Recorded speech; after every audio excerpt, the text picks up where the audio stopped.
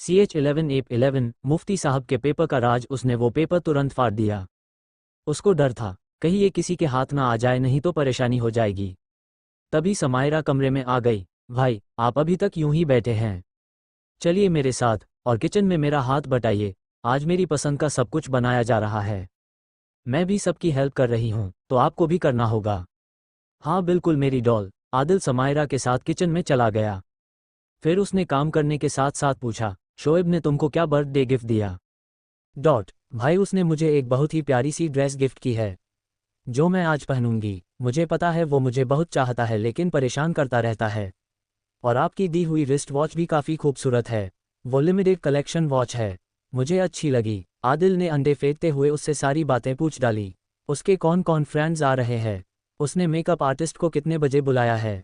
सामेरा भी सारी बातें अपने भाई को बड़े प्यार से बताती चली जा रही थी। एक सर्वेंट ने आकर कहा, सर बाहर डेकोरेशन वाले आ गए हैं।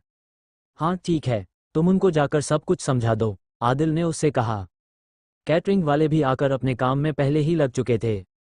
शोएब भी किचन में आ गया। समायरा ने धीरे से कहा, भाई इसने अपनी क्रश को भी बुलाया है लेकिन वो इसको ज़्यादा लाइन नहीं देती। दोनों भाई बहन शोएब को देखकर हंसने लगे। शोएब ने कहा, तुम लोग मेरी बुराई ही कर रहे होगे, मुझे पता है ये आपकी चमची आपको सब बता देती है। तो शोएब का गुस्सा देखकर दोनों ठहाके के साथ हंसने लगे। टाइम बीतता गया और शाम आ गई। पार्टी की सारी तैयारी हो चुकी थी। समायरा की पसंद का केक भी आ चुका था। लॉन काफ़ी खूबसूरती के साथ सज गया था। आदिल सारी तैयारियों का जायजा ले रहा था। राधा आंटी उसके पास आई और एक चाबी उसके देती हुई बोली, आदिल बेटा ये तुम्हारे डैड की अलमारी की चाबी जो मैंने बनवा दी है, ये कमरे की चाबी भी ले लो। दोनों कीज आदिल को देकर वो चली गई।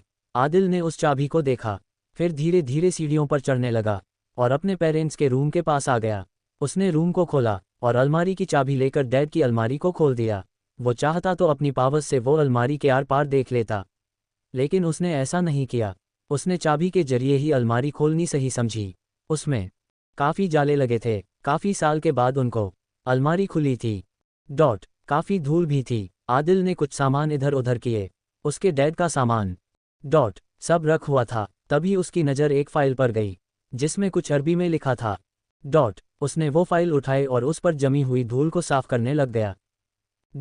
वो उस फाइल को खोल पाता तभी नीचे से आवाज़ आई, आदिल सर, गेस्ट आने शुरू हो गए हैं, आप आ जाएं। उसने फिर अलमारी बंद की और रूम में लॉक लगाकर अपने रूम में आ गया। वो फाइल उसने अपनी कबर्ड में रख दी और जल्दी जल्दी तैयार होने लगा। आज उसने खास परफ्यूम निकाला जो वो दुबई से लेकर आया था। उसकी खुशबू से आदिल पूरा महक गया। फिर जल्दी से अपना रूम लॉक करके नीचे गेस्ट के वेलकम के लिए आ गया। एक एक करके कारों की लाइन लगनी शुरू हो चुकी थी। शहर के सभी बड़े और फेमस लोग आदिल के घर पर आने शुरू हो गए।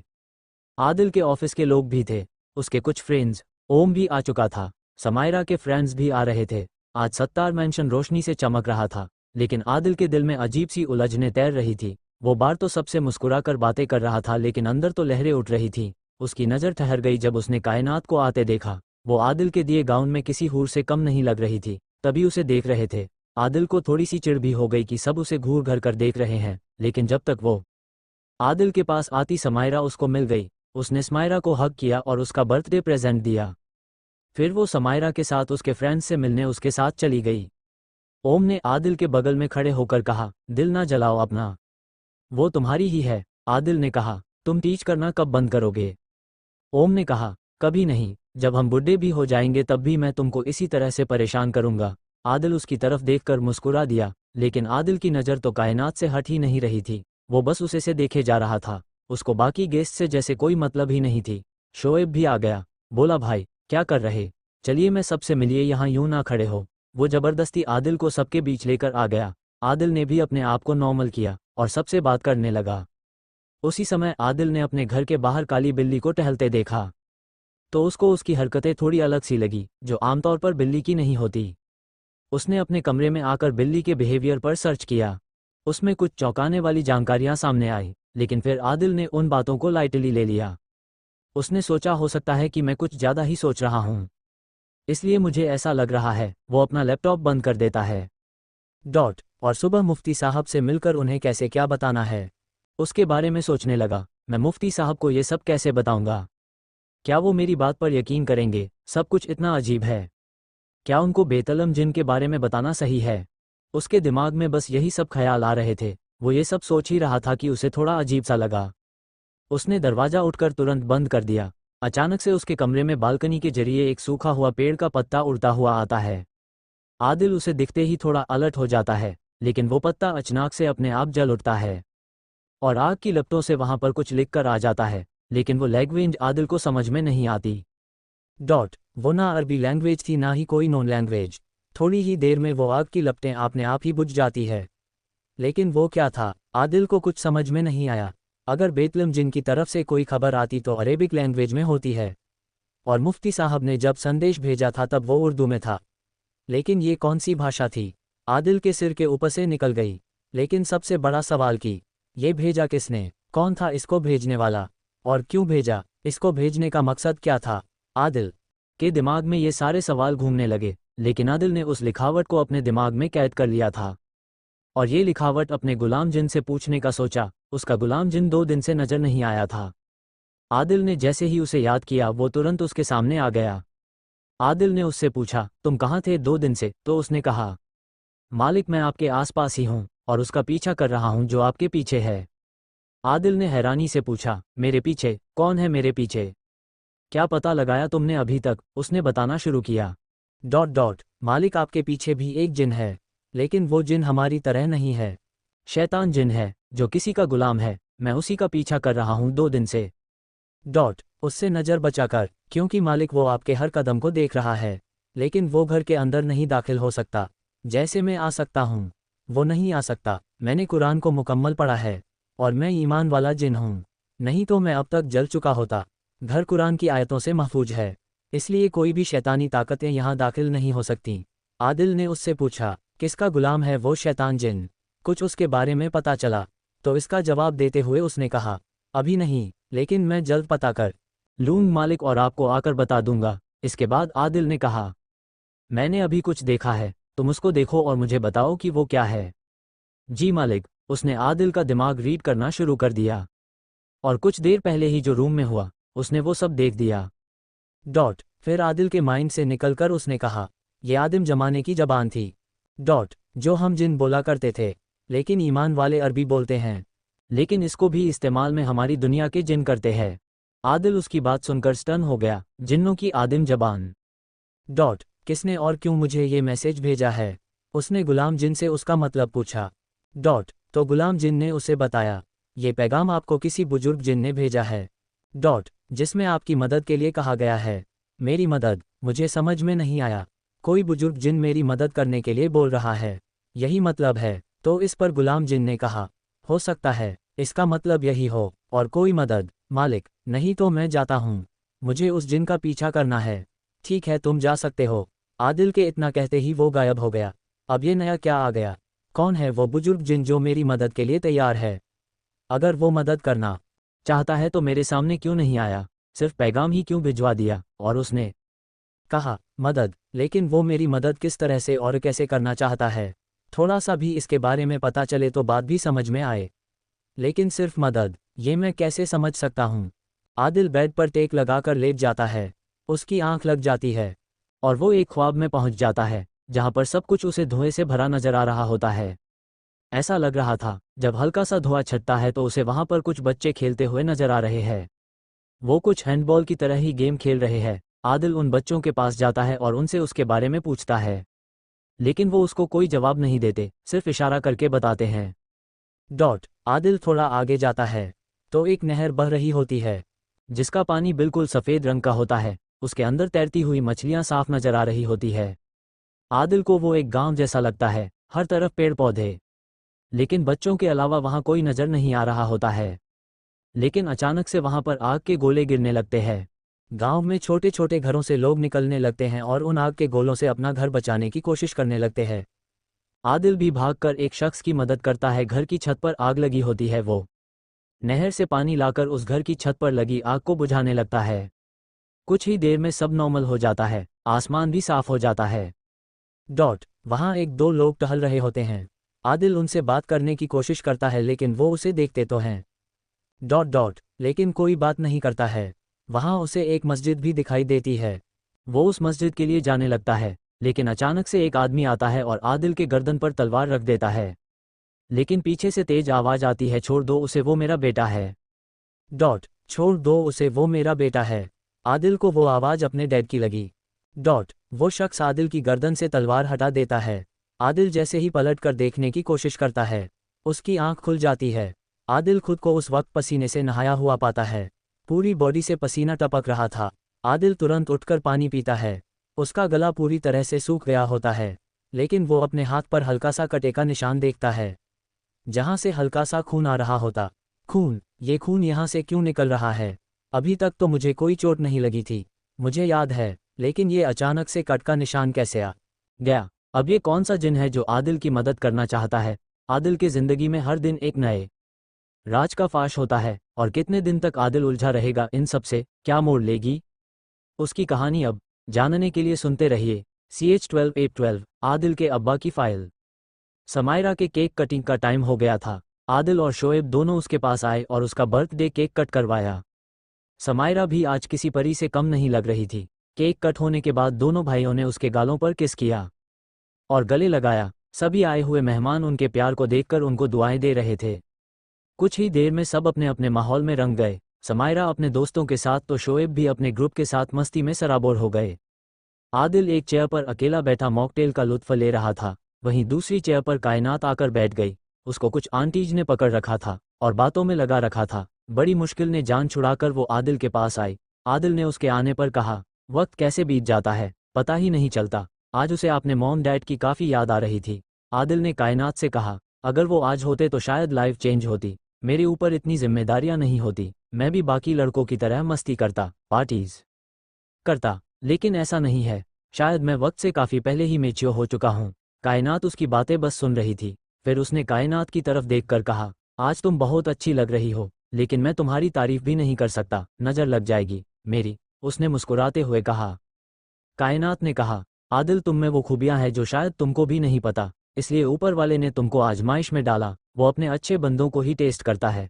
आदिल उसकी ये बात सुनकर मुस्कुरा दिया। आदिल ने कहा, तुम बताओ अपने बारे में, मैं तो ज़्यादा तुम्हारे फैमिली के बारे में जानता ही नहीं हूँ। तो कायनात ने कहा, तुमने कभी पूछा ही नहीं। कायनात ने बताया, उसकी मॉम नहीं है, 10 साल हो गए ओकी डेथ को। तो आदिल ने कहा, मुझे माफ़ कर दो, ये बात मुझे नहीं मालूम थी कायनात। अरे कोई बात नहीं, मुझे पता है, तुमको नहीं पता। फिर उसने बताया उसका 2 भाई हैं जो लंदन में ही रहते हैं। बड़े भाई तो बिजनेस को लेकर बिजी ही रहते हैं, लेकिन छोटा भाई, उसको बिजनेस में कोई दिलचस्पी नहीं है। डैड जर्मनी में रहते हैं और वहाँ का बिजनेस देखते हैं, और मैं यूके में फैले बिजनेस में संभालने में बड़े भाई का साथ देती हूँ। मैं तो इंडिया काफ़ी साल के बाद आई, मैं तो जाने भी वाली थी, क्योंकि मैं एक बिजनेस ट्रिप पर आई थी। फिर एक बिजनेस पार्टी में मुझे ओम मिल गया। उसने तुम्हारे बारे में बताया, तो फिर तुम फिर समझ लो। मैडम अंग्रेज है, आदिल ने टीच किया। तो कायनात ने मुस्कुरा कर कहा, हाँ ब्रिटिश पासपोर्ट है मेरे पास, गोरी मेम। दोनों फिर हंसने लगे। कायनात ने आदिल के बारे में पूछा। पहले तो सुमन को लेकर उसे टीच किया, लेकिन आदिल ने सुमन के बारे में उसको सब क्लियर करके बताया। वो उसकी काफ़ी अच्छी दोस्त थी। जब उसके पास कोई नहीं थी तब सुमन थी। मेरे ऊपर इतना प्रेशर था, मैं परेशान रहता था, चिड़चिड़ा सा हो गया था, लेकिन सुमन ने मुझे काफ़ी सहारा दिया। उसने मुझे उन दिनों समझा और मुझे नॉर्मल होने में मदद की। लेकिन लोगों को ये लगा कि हम दोनों में कुछ है, लेकिन ऐसा कुछ नहीं था। उसने मुझे कई बड़े फैसले लेने में हेल्प की। मेरी सिगरेट पीने की आदत उसी ने छुड़वाई, नहीं तो मैं एक दिन में 30 से 4 पैकेट खत्म कर दिया करता था। कायनात उसकी ये बात सुन हैरान थी। कॉलेज टाइम में तो तुम नहीं पीते थे? हाँ, ये आदत मुझे वहाँ से आने के बाद लगी, आदिल ने उसे बताया। सुमन ने ही मेरा ड्रेसिंग सेंस में चेंजेस किए, नहीं तो मैं इस मामले में बेहद ख़राब था। कोई चॉइस नहीं थी। आदिल ने कायनात को सुमन के बारे में सब कुछ बता रहा था, और कायनात उसको सुनती जा रही थी। उसने मेरी कई हैबिट्स को चेंज किया। वो काफ़ी अच्छी थी। मैं उसको एक बहुत ही अच्छे दोस्त की हैसियत से बहुत प्यार करता हूँ, क्योंकि मेरी नज़रों में उसकी काफ़ी रिस्पेक्ट है। लेकिन एक शूट के सिलसिले में जब वो कनाडा जा रही थी तो प्लेन क्रैश में उसकी डेथ हो गई। ये सुनकर कायनात अवाक रह गई। वो अब इस दुनिया में नहीं है। कायनात ने हैरानी वाला फेस बनाते हुए कहा, नहीं, वो नहीं है, मेरी सबसे अच्छी दोस्त। उसके जाने के बाद मैं तो बिल्कुल ही टूट गया था। मुझे उसकी डेथ की खबर से इतना शॉक लगा था कि मैं कई दिन हॉस्पिटल में एडमिट रहा। आदिल ने कहा, लोगों को मेरी लाइफ बहुत ही स्मूथ नजर आती है, लेकिन ये मेरा दिल जानता है कि मैं किन किन चीज़ों से गुजरा हूँ और गुजर रहा हूँ, इसका किसी को अंदाजा भी नहीं है। कायनात ने आदिल से माफ़ी मांगी कि उसने उसे गलत समझा था, उसे भला बुरा सुना दिया था। आदिल ने कायनात से कहा, कोई भी लड़की होती वो इस तरह की बातें सुनकर वैसा ही रिएक्ट करती जैसा तुमने किया। ये कॉमन है। आदिल और कायनात दोनों बातें करने मशगुल थे। तभी उनके पास ओम भी आ गया। बोला, हाँ मैडम, आप कब जा रही हैं वापस अपने देश? आदिल और कायनात मुस्कुरा दिए। कायनात ने मुस्कुराते हुए ही बताया वो कल जा रही है। तो ओम ने कहा, कभी हमें भी ले चलो परदेस, स्टडीज़ कंप्लीट होने के बाद मैं लंदन नहीं जा पाया। तो आदिल ने कहा, मेरा प्लान हो रहा है लंदन जाने का, तुम मेरे साथ चल सकते हो? हाँ बिल्कुल, क्यों नहीं, ओम ने उसे जवाब दिया, लेकिन मैं टिकट के पैसे नहीं दूंगा। इतना अमीर दोस्त के साथ जाने का क्या फ़ायदा, जब टिकट के पैसे खुद ही देने पड़े तो सब एक साथ हंस पड़े। तभी समायरा उनके पास आ गई और कायनात से अपने साथ चलने को कहा। कायनात भी उठकर उसके साथ चली गई। फिर वहीं ओम और आदिल बैठकर बातें करने लगे। ओम ने पूछा, क्या बात है आदिल, आजकल तुम काफ़ी परेशान लगते हो। बात क्या है, क्योंकि मेरी नज़रों से तुम बच नहीं सकते। कुछ ऐसी बात है जो तुमको काफ़ी परेशान कर रही है, और फिर ये लंदन जाने का क्या सीन है? क्या ऑफिस का काम है? ओम ने आदिल से कई सवाल एक साथ पूछ डाले। हाँ यार, कुछ ऐसी ही बात है समझो, जो मैं किसी को नहीं बता सकता। उसके ही सिलसिले में मैं लंदन जाऊंगा, तुम मेरे साथ चलो, शायद कोई हेल्प हो जाए। आदिल ने कहा, ठीक है ब्रो, मैं तुम्हारे साथ चलूंगा, लेकिन तुम यूं परेशान ना हुआ करो। तुमने अपनी लाइफ में इतनी बड़ी बड़ी परेशानियों के साथ डटकर मुकाबला किया है, तो ये सब प्रॉब्लम्स तो तुम्हारे लिए चुटकियों का खेल है। ओम आदिल का हौसला बढ़ा रहा था। आदिल ने मन ही मन सोचा, इस बार तो कहानी ही कुछ अलग है, जो मेरे मरने और वापस जिंदा होने की है। आदिल का दिल अभी भी मुफ्ती साहब की लिखी बातों में फंसा था। फिर डैड की अलमारी से मिली फाइल को भी वो पढ़ना चाहता था। उसकी लाइफ में सामने से सब कुछ अच्छा चल रहा था, लेकिन पीछे तो तूफान आया हुआ था। उधर समायरा अपनी दोस्तों से कायनात को इंट्रोड्यूस करवा रही थी। यही है मेरी होने वाली भाभी, कायनात ने समायरा के कान में धीमे से कहा। अभी तक तुम्हारे भाई ने मुझे प्रपोज नहीं किया है, और तुम मुझे एज भाभी इंट्रोड्यूस करवा रही हो, तो समायरा ने कहा। भाई शादी आपसे ही करेंगे, भले ही वो प्रपोज ना करें। निकाह आपसे ही होगा, समायरा ने हंसते हुए कहा। ये लड़की भी ना। कायनात ने अपने माथे पर हाथ रखते हुए बोला। उधर आदिल और ओम बात कर रहे थे। तभी अनुज आदिल के पास आया। बोला, पुलिस ऑफिसर का कॉल था। उसने बताया कि वो ट्रक जिससे से आप पर हमला हुआ था, वो उसी दिन शोरूम से किसी ने खरीदा था, लेकिन जिसने भी खरीदा था उसका नाम वहां के रिकॉर्ड में नहीं है। शोरूम के सीसीटीवी फुटेज उस दिन काम नहीं कर रहे थे जिस दिन वो ट्रक खरीदा गया था। अनुज ने कहा, सर ये सब प्लानिंग के साथ किया गया है। ओम ने भी अनुज की बात से एग्री किया। ओम के माइंड में चल रहा था, बहुत सी बातें तैर रही थी। हमलावर, विंटेज वॉच, वो वुडन बॉक्स, सब कुछ एक दूसरे से जुड़े हुए लगते हैं। और जब तक विंटेज वॉच का वो लास्ट पार्ट नहीं मिलता, तब तक उस वुडन बॉक्स में क्या है नहीं पता चल सकता। फिर बेतलब जिन की वो शर्तें जो उसने अभी तक मुझे नहीं बताई हैं। उसने मुझे ही क्यों चुना, इसके लिए उसने मुझे पावर्स क्यों दी? ये सब कुछ काफ़ी कॉम्प्लिकेटेड है, लेकिन इसकी परतें धीरे धीरे मुझे ही खोलनी पड़ेगी। अनुज ने आदिल को हिलाते हुए कहा। ओ भाई, कहाँ गुम हो गए? सारे गेस्ट जाने शुरू हो गए हैं। हाँ। फिर आदिल आगे बढ़ते हुए पार्टी में आए सभी गेस्ट्स का शुक्रिया अदा करता है और सभी को गेट तक सी ऑफ करने के लिए खड़ा हो जाता है। एक एक करके वहां आए सभी मेहमान चले जाते हैं। घर के सभी सर्वेंट समायरा के गिफ्ट्स लेकर अंदर आ रहे होते हैं। कुछ साफ सफाई में लग गए होते हैं। कायनात ने भी आदिल से आकर कहा, काफ़ी देर हो चुकी है, उसे निकलना चाहिए क्योंकि उसे पैकिंग भी करनी है, कल उसकी फ़्लाइट है। हाँ ठीक है, तुम आराम से जाओ और मुझे घर पहुंचकर कॉल कर देना। आदिल ने बड़े केयर के साथ कायनात को ये बात बोली। उसने भी आदिल की बात में हाँ मिलाई और समायरा से मिलकर वो भी चली गई। ओम भी आदिल को घर जाने के लिए बोल चुका था, तो वो भी कुछ मिनट के बाद चला गया। समायरा और शोएब भी अपने अपने कमरों में जाने लगे। आदिल बस उस फाइल को जल्द से जल्द पढ़ने के बारे में सोच रहा था कि कैसे वो अपने कमरे में जाए और वो फाइल को पढ़े। अब उसे मौका मिल गया था। उसने समायरा और शोएब को गुड नाइट बोला और सीधे अपने कमरे में आ गया। पहले उसने अपने कपड़े चेंज किए, फिर जल्दी से वो फाइल निकाली और पढ़ने लगा। वो डॉक्यूमेंट्स अरबी में थे। आदिल को अरबी तो आती थी, लेकिन सही तरीके से वो मतलब नहीं समझ पाता था। फिर उसने सारे डॉक्यूमेंट्स स्कैन किए और अपने लैपटॉप पर ले लिए और ट्रांसलेटर की मदद से वो उसे पढ़ने लगा। जैसे जैसे वो फाइल पढ़ता जा रहा था, उसके माथे पर पसीने की बूंदें आने लग रही थी। आदिल के अब्बा के फाइल से क्या आदिल को कोई नया सुराग मिलेगा? जानने के लिए सुनते रहिए सुपर पावर्स की दुनिया। 13 लाइफ चेंजिंग बॉक्स। आदिल वो सारे डॉक्यूमेंट्स पढ़ता जा रहा था और उसके माथे पर चिंता की लकीरें खींचती जा रही थी। उसने पूरा डॉक्यूमेंट पढ़ने के बाद उसने सोचा, ये डैड ने किसी को क्यों नहीं बताया? अगर ये पहले ही पता चल चुका होता तो स्टोरी ही अलग होती। वो अपने ऊपर भी गुस्सा हो रहा था। उसने अभी तक डैड की अलमारी क्यों चेक नहीं किया था? उनके जाने के बाद अगर उसने ये फाइल चेक की होती तो शायद काफ़ी कुछ बदला हुआ होता और जो अभी हो रहा है वो ना हुआ होता। उसने अपना लैपटॉप बंद किया और अनुज को कॉल किया। अनुज ने कॉल उठाते हुए कहा, जी सर। इधर आदिल बोला, अनुज तुम कल के लिए मेरे और ओम के लिए लंदन की फ़्लाइट्स के टिकट बुक करो, हमें कल ही लंदन जाना है। फिर उसे ओम को कॉल किया।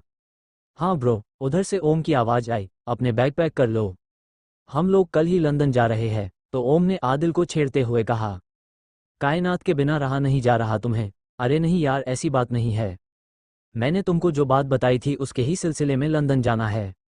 आदिल ने उसे समझाया। ओके बॉस, कल बंदा हाजिर रहेगा। ओम ने मस्ती के साथ आदिल को ये बात बोलकर कॉल रख दी। इतनी देर में आदिल ने फिर से अपना लैपटॉप ओपन किया और लंदन में अपने बिजनेस पार्टनर्स की लिस्ट चेक करने लगा। इतनी देर में उसने अपने लंदन वाले फ्लैट के केयरटेकर को कॉल करके बता दिया कि वो कल आ रहा है। उसने बिजनेस पार्टनर्स को अपने लंदन आने को लेकर भी मेल कर दिया। वो काफ़ी देर तक अपने लैपटॉप पर काम करते करते सो गया। सुबह के 10 बज चुके थे। जब उसकी आंख खुली, वो शोएब के रूम में गया तो वो नहीं था। कमरे की सफाई कर रहे एक सर्वेंट से उसके बारे में पूछा तो उसने बताया, शोएब साहब तो सुबह ही कॉलेज चले गए थे, उनका आज एग्जाम है। ओह, मैं कैसे भूल गया, आदिल ने खुद से कहा। फिर वो समायरा के कमरे में गया तो वो अभी भी सो रही थी। आदिल ने उसे डिस्टर्ब नहीं किया और वापस अपने कमरे में आ गया। उसने राधा आंटी को आवाज़ लगाई। वो कुछ ही देर में उसके कमरे में आ गई। आदिल ने कहा, आंटी मैं आज लंदन जा रहा हूँ। उन्होंने कहा, अचानक से कैसे? तो आदिल ने कहा, हाँ कुछ ज़रूरी काम आ गया है, बस आप मेरे लगेज पैक कर दें। ठीक है बेटा। ये कहकर वो लगेज लेने चली गई। तभी उसके फ़ोन पर रिंग हुई जो मुफ्ती साहब का कॉल था। आदिल ने फ़ौरन उनका कॉल रिसीव किया, पहले सलाम किया, फिर उस पेपर को लेकर बात की। तो मुफ्ती साहब ने कहा, मैं तुमसे कुछ सवाल पूछूंगा जिनका तुम्हें सही सही जवाब देना होगा। आदिल ने बिल्कुल, मैं सभी के जवाब दूंगा। तो मुफ्ती साहब ने कहा, मैं अभी जमात में आया हुआ हूँ, मुझे 1-2 दिन और लग सकते हैं वहाँ आने में, लेकिन जैसे ही मैं आता हूँ तुम मुझसे आकर मिलना। मुफ्ती साहब ने अपनी बात पूरी की। तो आदिल ने कहा, मुफ्ती साहब मैं आज लंदन जा रहा हूँ काम से, 2-3 लग सकते हैं आने में। ठीक है, तुम खैरियत से जाओ, मैं तुम्हारे लिए दुआ करूँगा। मुफ्ती साहब ने ये कहकर फ़ोन रख दिया। इतनी देर में राधा आंटी आदिल के कमरे में आ गईं और पैकिंग में लग गई जो आदिल उनको देता जा रहा था। आदिल ने वो विंटेज वॉच के टुकड़े भी दिए लगेज में रखने को। तो राधा आंटी ने कहा, बेटा इस टुकड़ों को वहाँ ले जाकर क्या करोगे? तो आदिल ने कहा, आंटी कुछ काम है इसलिए ले जाना पड़ रहा है। तभी आदिल के दिमाग में कुछ आया और वो वुडन बॉक्स उठाकर कमरे में ले आया। इसके बारे में आप कुछ जानती हैं? ये मेरे स्टोर रूम में रखा था, कैसे आया मुझे पता नहीं, लेकिन काफ़ी टाइम से रखा हुआ था। किसने रखा? आपको कुछ मालूम है इसके बारे में? आदिल ने उन पर सवालों की बौछार कर दी। अरे रुको रुको, मैं बता रही। आदिल उनकी बात सुनकर हैरान था कि इस बॉक्स के बारे में राधा आंटी को मालूम है और उसने अभी क्यों नहीं उनसे पूछा। हाँ बताएं, आप क्या जानती है इसके बारे में? आदिल ने उनसे पूछा। ये बॉक्स तुम्हारे पिता को एक शख्स ने दिया था। ये लकड़ी का डिब्बा उसने ये बोलकर दिया था कि इससे उनको काफ़ी फ़ायदा होगा। ये किसी जिन से ताल्लुक़ रखता है। तुम्हारे पिता ने उस शख्स की काफ़ी मदद की थी, वो काफ़ी परेशान चल रहा था। उसने तुम्हारे पिता और हमारे मालिक से मदद मांगी थी और हमारे मालिक बहुत ही दयालु थे, सबकी मदद करते थे। लेकिन जब ये बॉक्स मिला तो उन्होंने इसे खोला नहीं। उनका कहना था, अगर मैंने इस बॉक्स को खोला और मेरा कुछ फ़ायदा हो गया तो मेरा ईमान इस बॉक्स पर हो जाएगा। इसलिए उन्होंने ये बॉक्स कभी नहीं खोला। तो ये बॉक्स कभी नहीं खुला? आदिल ने हैरानी से पूछा। हाँ कभी नहीं, राधा आंटी ने जवाब दिया। इसकी एक चाबी भी थी, वो कहाँ है ये नहीं पता, क्योंकि इसकी चाबी तुम्हारे पिता से किसी ने चुरा ली थी। क्योंकि ये बात सोसाइटी में फैल गई थी, इस बॉक्स में ऐसा कुछ है जो लाइफ चेंज कर सकता है, लेकिन तुम्हारे पिता को इस पर यकीन नहीं था। फिर इसकी चाबी चुरा ली गई, लेकिन ये तो यहीं पर ही है। ये बॉक्स चोरी नहीं हो पाया। हाँ, इसलिए शायद चोरी नहीं हो पाया। सत्तार मेंशन में कोई यूं ही नहीं घुस सकता, और ये बॉक्स मैंने ही सफाई के दौरान ये तुम्हारे स्टोर रूम में रख दिया हो। पहले ये तुम्हारे डैड के रूम में रखा होता था। आदिल उनकी ये बात सुनकर बस हैरान पर हैरान हो रहा था, जब तक पैकिंग भी हो चुकी थी। राधा आंटी ने कहा, बेटा इसको वहीं स्टोर रूम में रख देती हूँ, तुम्हारे पिता का सामान है। हाँ बिल्कुल, आदिल ने राधा आंटी से कहा। उन्होंने बॉक्स उठाकर स्टोर रूम में वापस रख दिया और रूम से चली गई। अब आदिल को पूरा यकीन हो रहा था कि जो भी है वो इस बॉक्स के पीछे है। इसमें जरूर ऐसा कुछ है जो उसको चाहिए। तभी आदिल के दिमाग में कुछ आया। वो भागता हुआ राधा आंटी के पास पहुंचा। राधा आंटी, डैड को जिस शख्स ने ये बॉक्स दिया था, क्या आप उसे जानती है? मैं जानती तो नहीं हूँ। जब तुम्हारे डैड ने उसकी मदद की थी तो वो 1-2 बार यहाँ आया है, फिर वो कभी नहीं आया। उसको किसी ने देखा भी नहीं जब तुम्हारे डैड ने उसके घर पर कुछ सामान मेरे हाथों ही भिजवाया था। तो जो एड्रेस वो बताता था वहाँ दूर दूर तक कुछ नहीं था। मैंने कई लोगों से पूछा उसके बारे में, लेकिन किसी को कुछ नहीं मालूम था। ना ही किसी ने उसको और उसके बेटे को वहाँ देखा। तुम्हारे डैड ने उसे खोजने की भी कोशिश की कि वो बॉक्स उसे लौटा दे, लेकिन वो ऐसा नहीं कर पाए। कई लोगों ने कहा वो शायद आम इंसान नहीं थे, जिन या जिन्नात हो सकते थे। खैर, तुमको क्या काम आ पड़ा उससे? चलो आओ नाश्ता करो, कितने कमज़ोर हुए जा रहे हो। राधा आंटी ने आदिल से कहा। ओके मैं आता हूँ, आप नाश्ता लगाएं। और ये कहकर वो वापस अपने रूम में आ गया। वो राधा आंटी की बातों को लेकर बैठा था। राधा आंटी को ये और भी बातें पता हो सकती हैं क्योंकि वो इस घर में उसके पैदा होने से पहले से है। उन्होंने हर चीज़ पता है इस घर के बारे में। उसके फ़ोन की घंटी बजती है। उधर से अनुज का कॉल था। सर, रात की फ़्लाइट्स की टिकट हो गई है। मैंने आपको टिकट मेल कर दी है और वह आपको हमारा बिजनेस क्लाइंट रिसीव करने आ जाएगा। वो वहीं से आपको होटल ले जाएगा। आदिल ने उसकी पूरी बात सुनी, फिर कहा वो होटल में नहीं, लंदन वाले अपने फ्लैट में ठहरेगा। उसने वहाँ के केयरटेकर को पहले ही बोल दिया है। जी सर। उधर से आवाज़ आई। फिर आदिल ने फ़ोन रख दिया और शॉवर लेने चला गया। आदिल शॉवर के नीचे खड़ा होकर सोच रहा थी। उसके दिमाग में कुछ आया। जल्दी से नहाकर कपड़े पहने और नीचे आ गया। उसने राधा आंटी से फिर कोई सवाल पूछना चाहा तो चिड़चिड़ा सी गई। आदिल, तुम कितने सवाल पूछते हो? चुपचाप नाश्ता करो। लेकिन आदिल ने तब तक उनके दिमाग में झांकने का काम शुरू कर दिया था। ये क्यों इस बॉक्स के पीछे पड़ गया है? मेरी ही गलती थी जो ये बॉक्स मैंने इसके स्टोर रूम में रख दिया था। ये भगवान, ये बॉक्स कभी ना खुले। उस जिन से बड़े साहब को ये बॉक्स लेना ही नहीं चाहिए था। उनकी भी क्या गलती, उनको थोड़े ही पता था कि वो जिन होगा। वो तो मदद कर रहे था, लेकिन बेड़ा गर्क हो उनके दोस्त का जिसने बड़े साहब के साथ बेईमानी की। वो चाबी चुराकर भाग गया। फिर वो घर के दूसरे कोने की आज कालीन साफ करवानी है, एथिंग करने लगी। तो आदिल ने उनका दिमाग रीड करना बंद कर दिया। हम इनको भी नहीं पता वो दोस्त कौन था और वो चाबी लेकर कहाँ भाग गया। कोई नहीं, अब इस बॉक्स को तो मैं ही ओपन करूंगा। आदिल अपने मन ही मन सोच रहा था। भाई, आज आप लंदन जा रहे हैं? मुझे बताया भी नहीं, समायरा स्टेयर से उतरते हुए बोली। आदिल सोफे पर लेटा हुआ था। हाँ, आज रात को फ्लाइट है। ओक, लेकिन मैं आपको शॉपिंग लिस्ट दूंगी जो आपको वहां से लेकर आनी है। समायरा ने आदिल ने कहा। ओके मेरी जान, तुम लिस्ट अपनी व्हाट्सएप पर सेंड कर देना। फिर समायरा किचन में चली गई और अपने लिए चॉकलेट शेक बनाने कहकर वापस आ गई। शोएब भाई कहाँ है? समायरा ने पूछा। तो आदिल ने कहा। उसका आज एग्जाम है तो वो कॉलेज गया है। ओह, समायरा ने कहा। तब तक उसका शेक भी आ चुका था। तो भाई, आप कायनात के साथ लंदन जा रहे हैं? उसने आदिल से पूछा। नहीं, मैं उसके साथ नहीं जा रहा। ऑफिस का कुछ काम है, मेरे साथ ओम जा रहा है। अच्छा ओम भाई, ठीक है, आप जाएं उनके साथ। इतना कहकर वो बाहर चली गई। उसकी फ्रेंड की कॉल आ रही थी। आदिल लेटे लेटे सोच रहा था कि वो क्या कायनात को बताए या ना बताए कि वो भी लंदन जा रहा है। उसने डिसाइड किया कि वो कायनात को नहीं बताएगा और वहीं पर उसको सरप्राइज करेगा। क्या लंदन जाकर आदिल की जिंदगी में कोई बदलाव आने वाला है? जानने के लिए सुनते रहिए सुपर पावर्स की दुनिया। 14 डेज़ा वू। आदिल अब एयरपोर्ट के लिए निकलने वाला था। उसने अपने दोनों भाई बहनों को अलविदा कहा। समायरा ने उसका सदका निकाला। जिसके बाद आदिल कार में बैठकर एयरपोर्ट रवाना हो गया। ओम उसे वहीं मिलने वाला था। आदिल ने अपने पीए अनुज को भी लंदन साथ चलने के लिए बोल दिया था। तो वो भी उसके साथ ही जा रहा था। एयरपोर्ट आते ही उसे वहां पहले से मौजूद ओम और अनुज मिल गए। अनुज ने आदिल से कहा, सर फ्लाइट टाइम पर है, और एयरपोर्ट के लॉन्ज में जाकर बैठ गए। ओम अपने आदिल और अनुज के लिए कॉफ़ी लेकर आ चुका था। तीन मिलकर बात ही कर रहे थे। तभी कायनात का कॉल आदिल के पास आ गया। आदिल ने अलग हटकर उससे बात की। उधर से आवाज आए, आदिल मैं फ्लाइट में हूँ। तुम्हारा वेट किया लेकिन तुम नहीं आए। आदिल ने बातें बनाते हुए कहा, कायनात कुछ जरूरी काम आ गया था, इस वजह से नहीं आ पाया। आदिल ने मन में सोचा मेरे लंदन पहुंचने पर यह कितनी शॉक्ड हो जाएगी। वो अंदर ही अंदर हंस रहा था। अचानक से आदिल को इंट्यूशन हुई और उसकी आंखों के सामने एक सीन क्रिएट हो गया। जैसे उसके साथ पहले भी हो चुका है। उसे लंदन में एक घर दिखाई दिया। वहां एक कमरा विटेंट सामानों से सजा हुआ था। वहां पर वही हैट वाला शख्स मौजूद है और उसे घड़ी का वो चौथा हिस्सा मिल चुका है। और वो वहां पर किसी से बात कर रहा है। कुछ सेकंड में सब नॉर्मल हो जाता है। आदिल के हाथ में मोबाइल था और उधर से कायनात के hello Adil, are you there कहने की आवाज आ रही थी। आदिल ने जल्दी से उसका रिप्लाई, हाँ मैं यही हूँ। कुछ जमीन पर गिर गया था, बस उसी को उठा रहा था। ठीक है, तुम खैरियत से जाओ। और वहां पहुंचकर मुझे कॉल जरूर करना। इतना कहकर आदिल ने फोन रख दिया। आदिल ने फिर घड़ी में टाइम देखा और ओम और अनुज से कहा, चलो सिक्योरिटी चेक पॉइंट पर चलते हैं। दोनों ने एक साथ हामी भरी।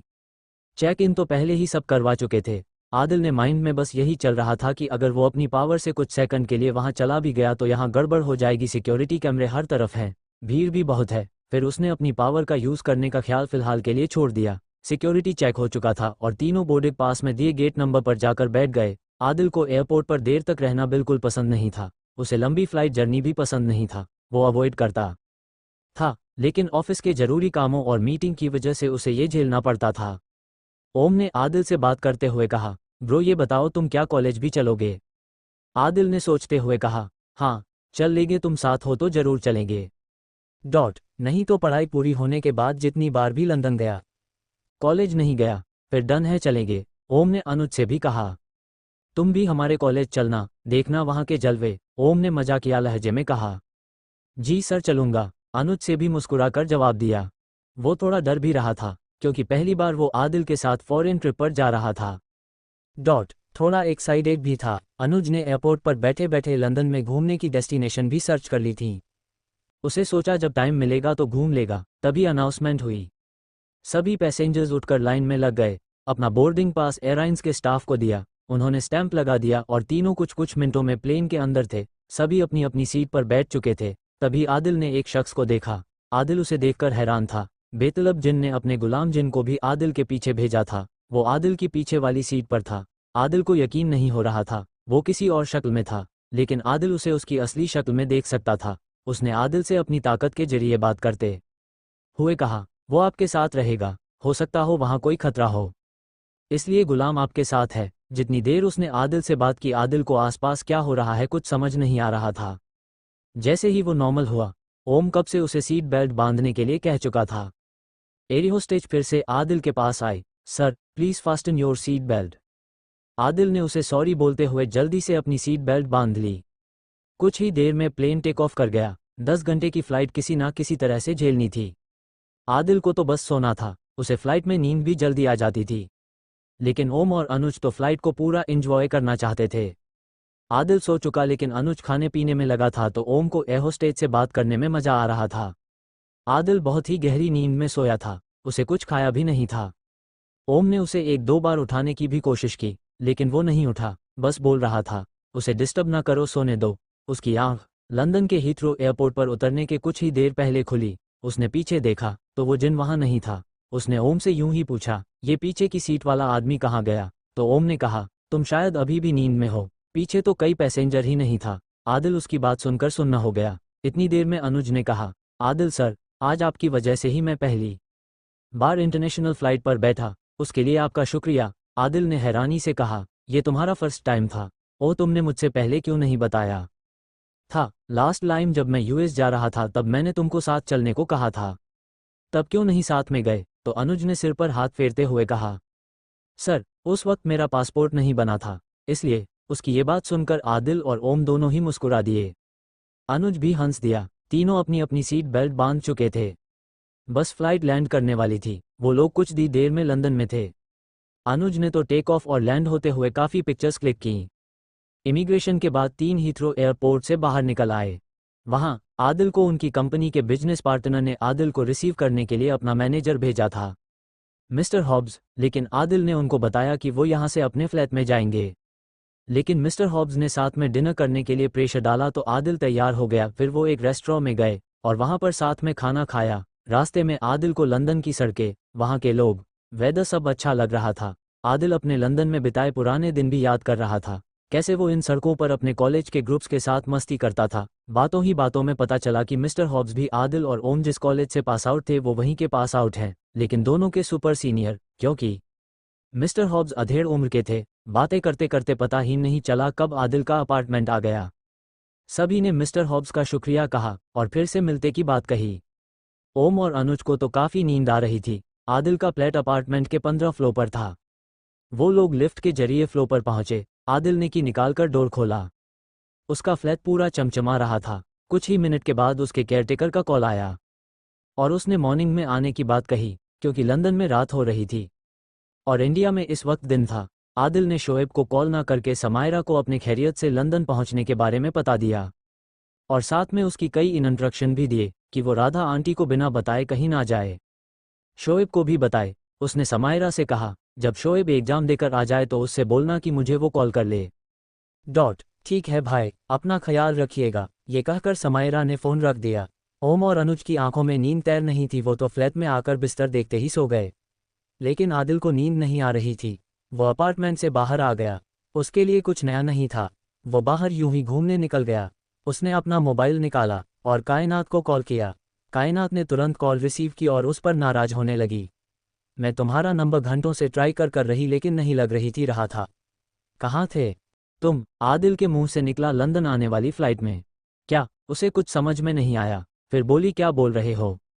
सही सही बताओ, कहाँ थे? तो आदिल ने कहा, बिल्कुल सच बोल रहा हूँ। कायनात को उसकी बात पर यकीन नहीं हो रहा था। फिर आदिल ने कहा, अच्छा तुमको मेरी बात पर यकीन नहीं है तो ठीक है, तुम बिग बेन क्लॉक टावर के पास मिलो। कायनात ने कहा, तुम मेरे साथ मजाक कर रहे हो ना? नहीं तुम आओ, मैं तुम्हारा इंतजार कर रहा हूँ। इतना कहकर उसने फ़ोन रख दिया और एक टैक्सी ले ली और उसे बिग बेन चलने को कहा। कुछ ही देर में वो उस खूबसूरत सी जगह पर मौजूद था। वो अपनी पिछली ज़िंदगी याद करने लगा। वो अक्सर यहाँ आता था। जब उसके डैड आते थे तो वो भी यहीं पर घूमने आते था। उनको भी ये जगह काफ़ी पसंद थी। बिग बेन के पास लंदन आई भी उसे जाना काफ़ी पसंद था। ठंड बढ़ती जा रही थी, लेकिन उसको अच्छी लग रहा थी। तभी उसे दूर से कायनात नजर आ गई। आदिल ने जल्दी से अपनी कैप सही की और किनारे छुप गया। कायनात उसे इधर उधर देख रहा थी, लेकिन वो कहीं नजर नहीं आ रहा था। फिर उसने अपना मोबाइल निकाला और आदिल को कॉल करने लगी, लेकिन आदिल एक कोने में खड़ा खड़ा उसे देख रहा था। फिर अपने मोबाइल को, उसकी कॉल लगातार आ रही थी। वो बार बार कट कर रहा था। उसे लगा अब बस करते हैं, लेकिन तो उसको पारा काफ़ी हाई हो जाएगा।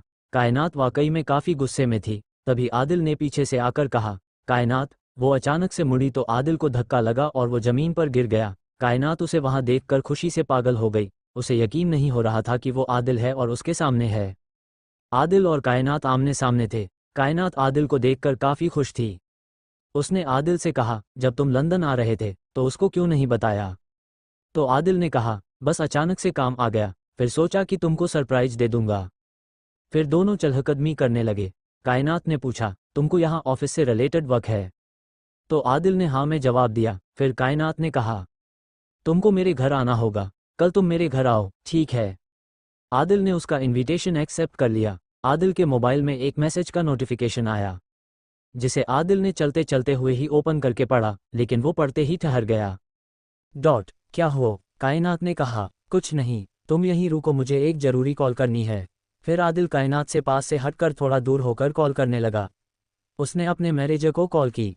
उधर से आवाज़ आए, सर। आदिल ने कहा, पूरी इसकी डिटेल मुझे जल्द से जल्द भेजो और अपनी भी एक टीम इस पर लगा दो।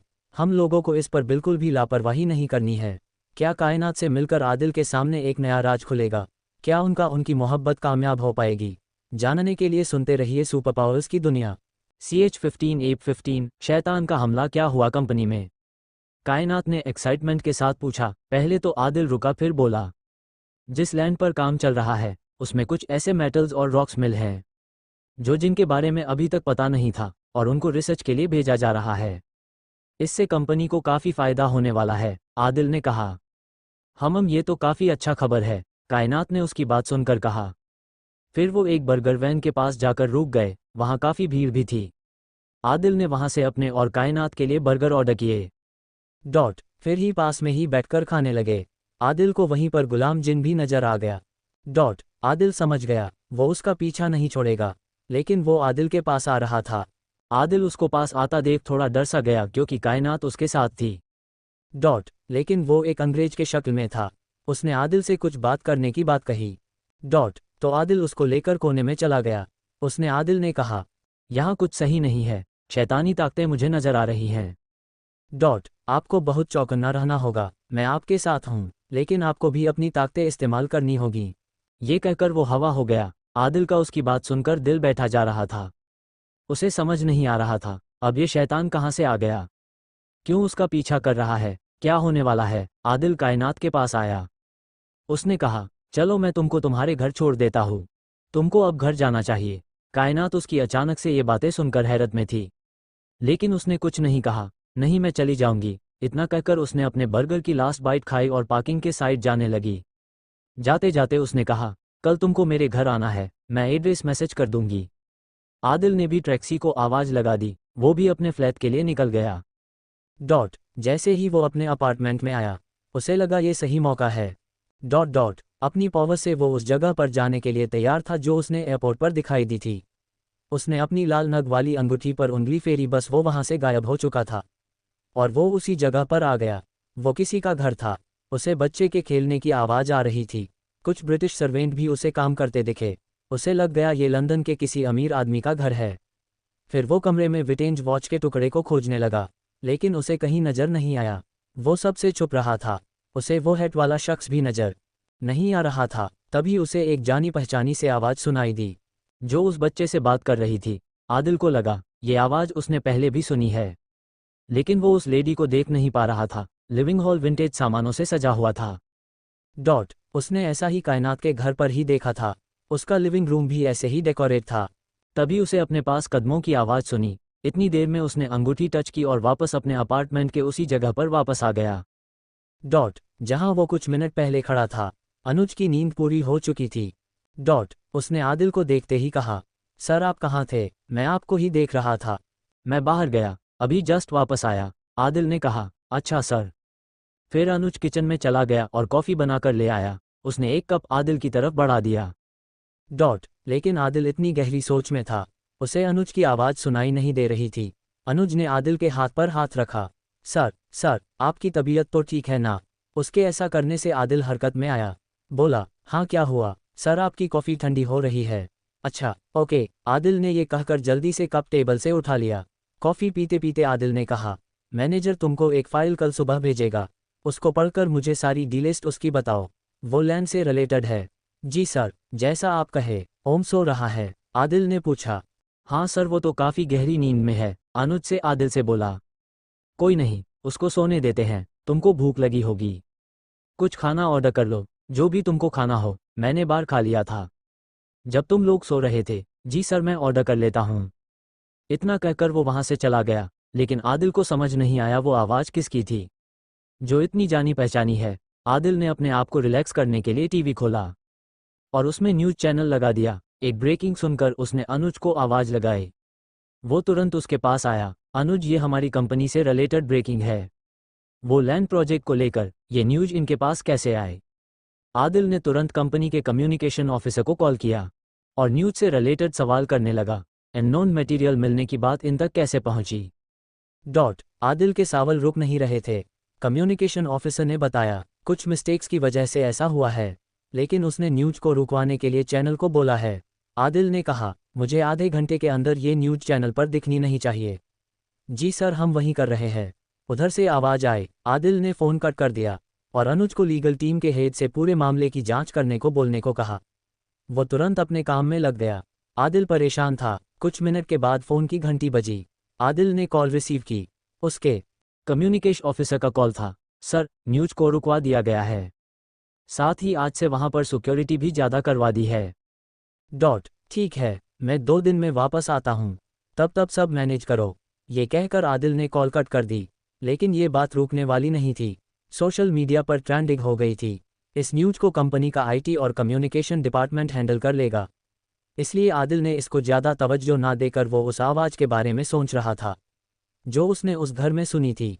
आदिल ने अपने आप को रिलैक्स किया, लेकिन तभी उसके दिमाग में आया, मुझे बेतलम जिन ने एक नई पावर दी है, लेकिन वो क्या है? अभी तक तो वो मेरे सामने नहीं आए। आदिल को नींद आने लगी। उसने सोचा अभी वो सो जाता है।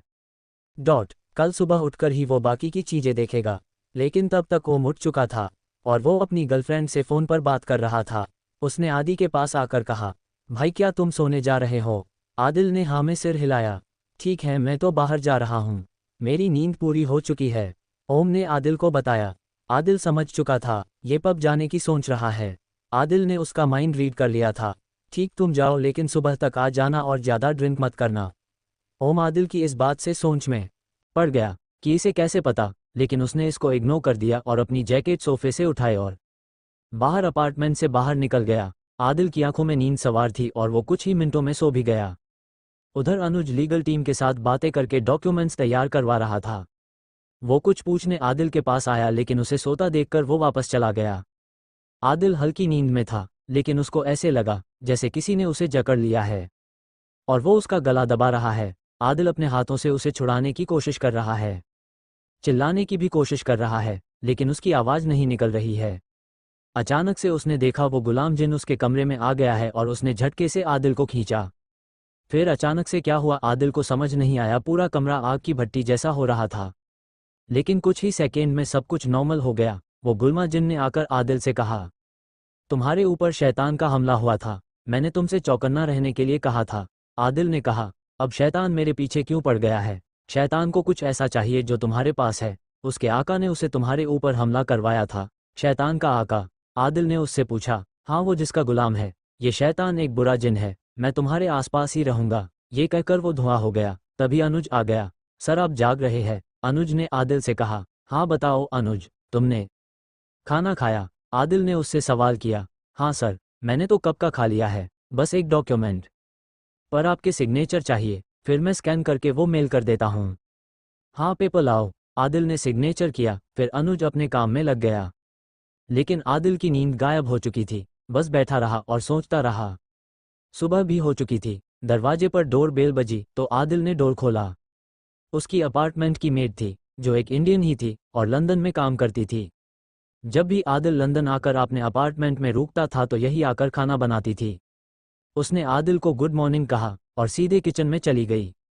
उसने आदिल से कहा वो ऑमलेट और ब्रेड टोस्ट तैयार कर रही है, उसके बाद वो पराठे बना देगी। आदिल ने उसे ओके कहा। वो नाश्ता करके बाहर निकलने की सोच रहा था, तभी उसको मोबाइल रिंग करने लगा। कायनात की कॉल थी। उसने आदिल को लंच पर आने के लिए कॉल किया था।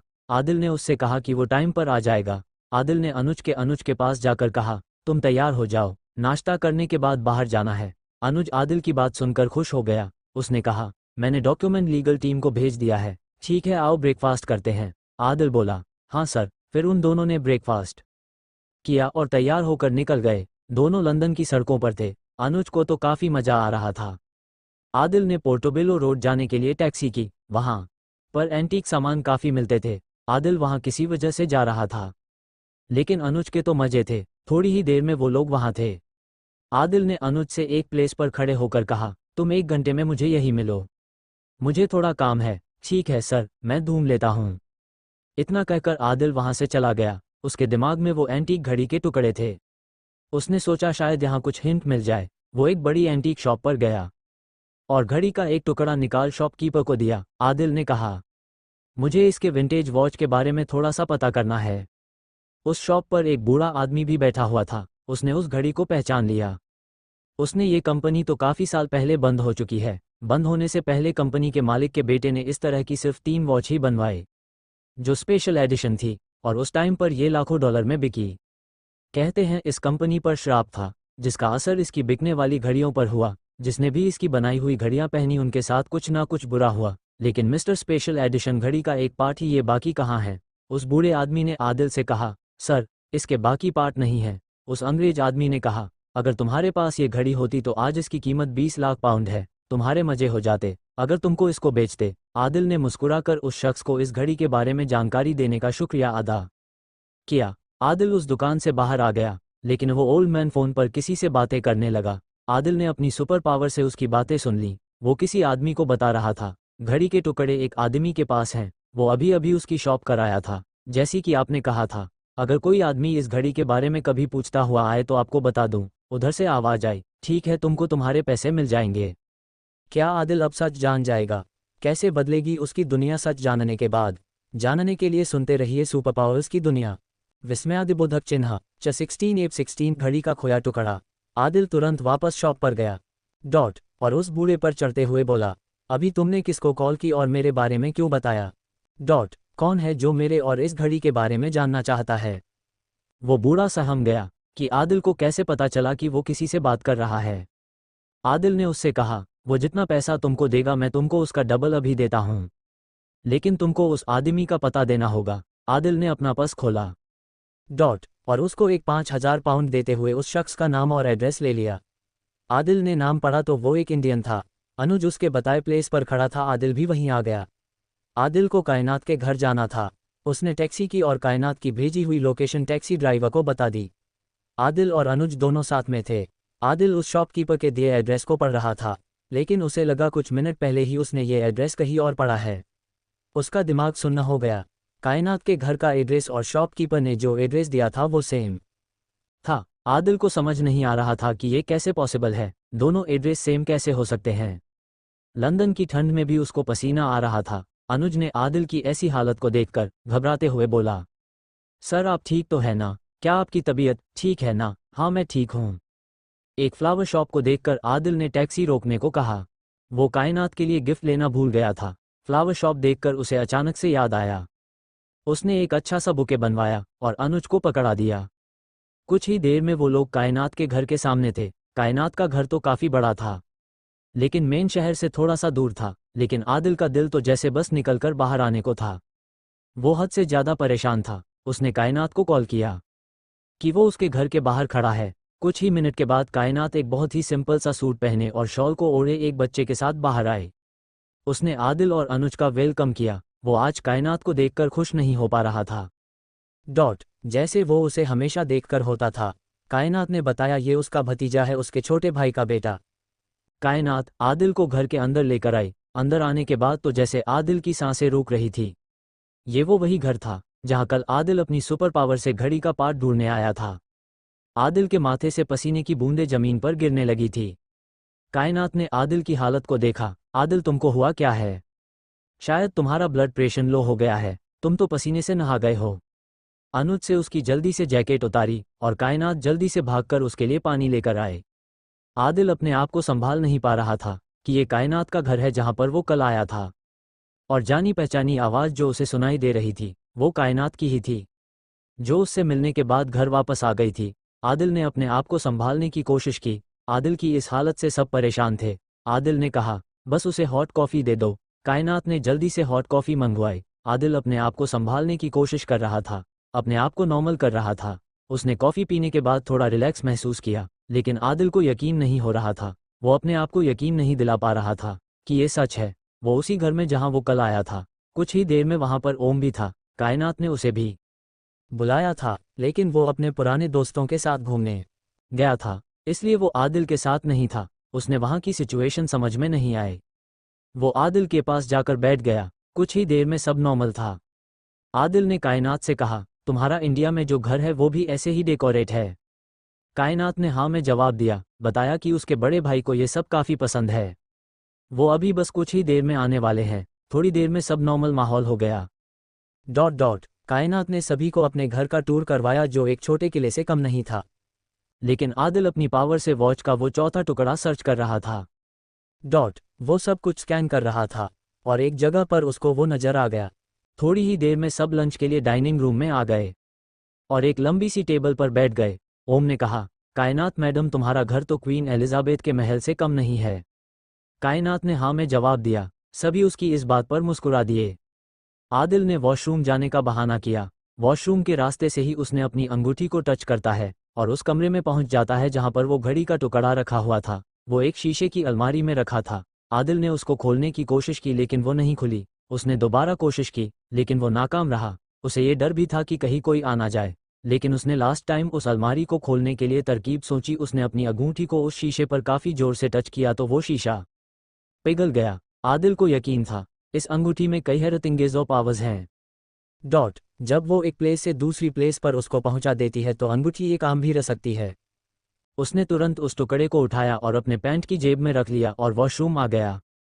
वहां से आने के बाद उसे एक भारी आवाज़ सुनाई दी। जब वो डाइनिंग रूम गया तो उसे वही हैट वाला आदमी नजर आया जो उसकी तरफ पीठ किए खड़ा फ़ोन पर बात कर रहा था। उसने सेम वैसी ही हैट पहनी हुई थी जैसे उसने पहले भी देखा। वो कायनात आकर उससे बात करने लगी। वो उस शख्स से आदिल को मिलवाना चाहती थी। आज आदिल ने उसका चेहरा देख ही लिया। ये वही था जो आदिल के हमलावर से मिला था, और वो कोई नहीं, कायनात का बड़ा भाई। आदिल का दिल उसे देखकर सहम गया। वो उससे कई सवाल पूछना चाहता था लेकिन वो मजबूर था। कायनात ने आगे बढ़कर आदिल को इंट्रोड्यूस करवाया। ये आदिल है, उसका कॉलेज का दोस्त और सत्तार ग्रुप ऑफ कंपनीज के मालिक। तो कायनात के भाई ने कहा, हाँ इनको कौन नहीं जानता। अभी इनकी ही लैंड पर बेशकीमती मेटल्स और स्टोन्स मिले हैं जो शायद गोल्ड और डायमंड से भी ज़्यादा कीमती हैं। आदिल ने ना चाहते हुए भी उस शख्स से हाथ मिलाया जो उसको मारना चाहता था, लेकिन उसको इस बात का भी शौक लगा था वो जिससे मोहब्बत करता है ये उसका भाई। उस शख्स ने अपने आप को भी इंट्रोड्यूस करवाया कि वो माइनिंग के बिजनेस में है और कई कंट्रीज में उसका बिजनेस फैला है। दोनों ने अपने बिजनेस कार्ड एक्सचेंज किए। कायनात दोनों को इस तरह से मिलता हुआ देख काफ़ी खुश थी। सब खाने के लिए बैठ गए लेकिन आदिल के गले से निवाला नहीं निगला जा रहा था। वो काफ़ी परेशान था उस शख्स को देखकर। आदिल को पता था वो उसे जानता है और हो सकता है ये भी जान गया हो कि घड़ी का टुकड़ा मेरे पास है।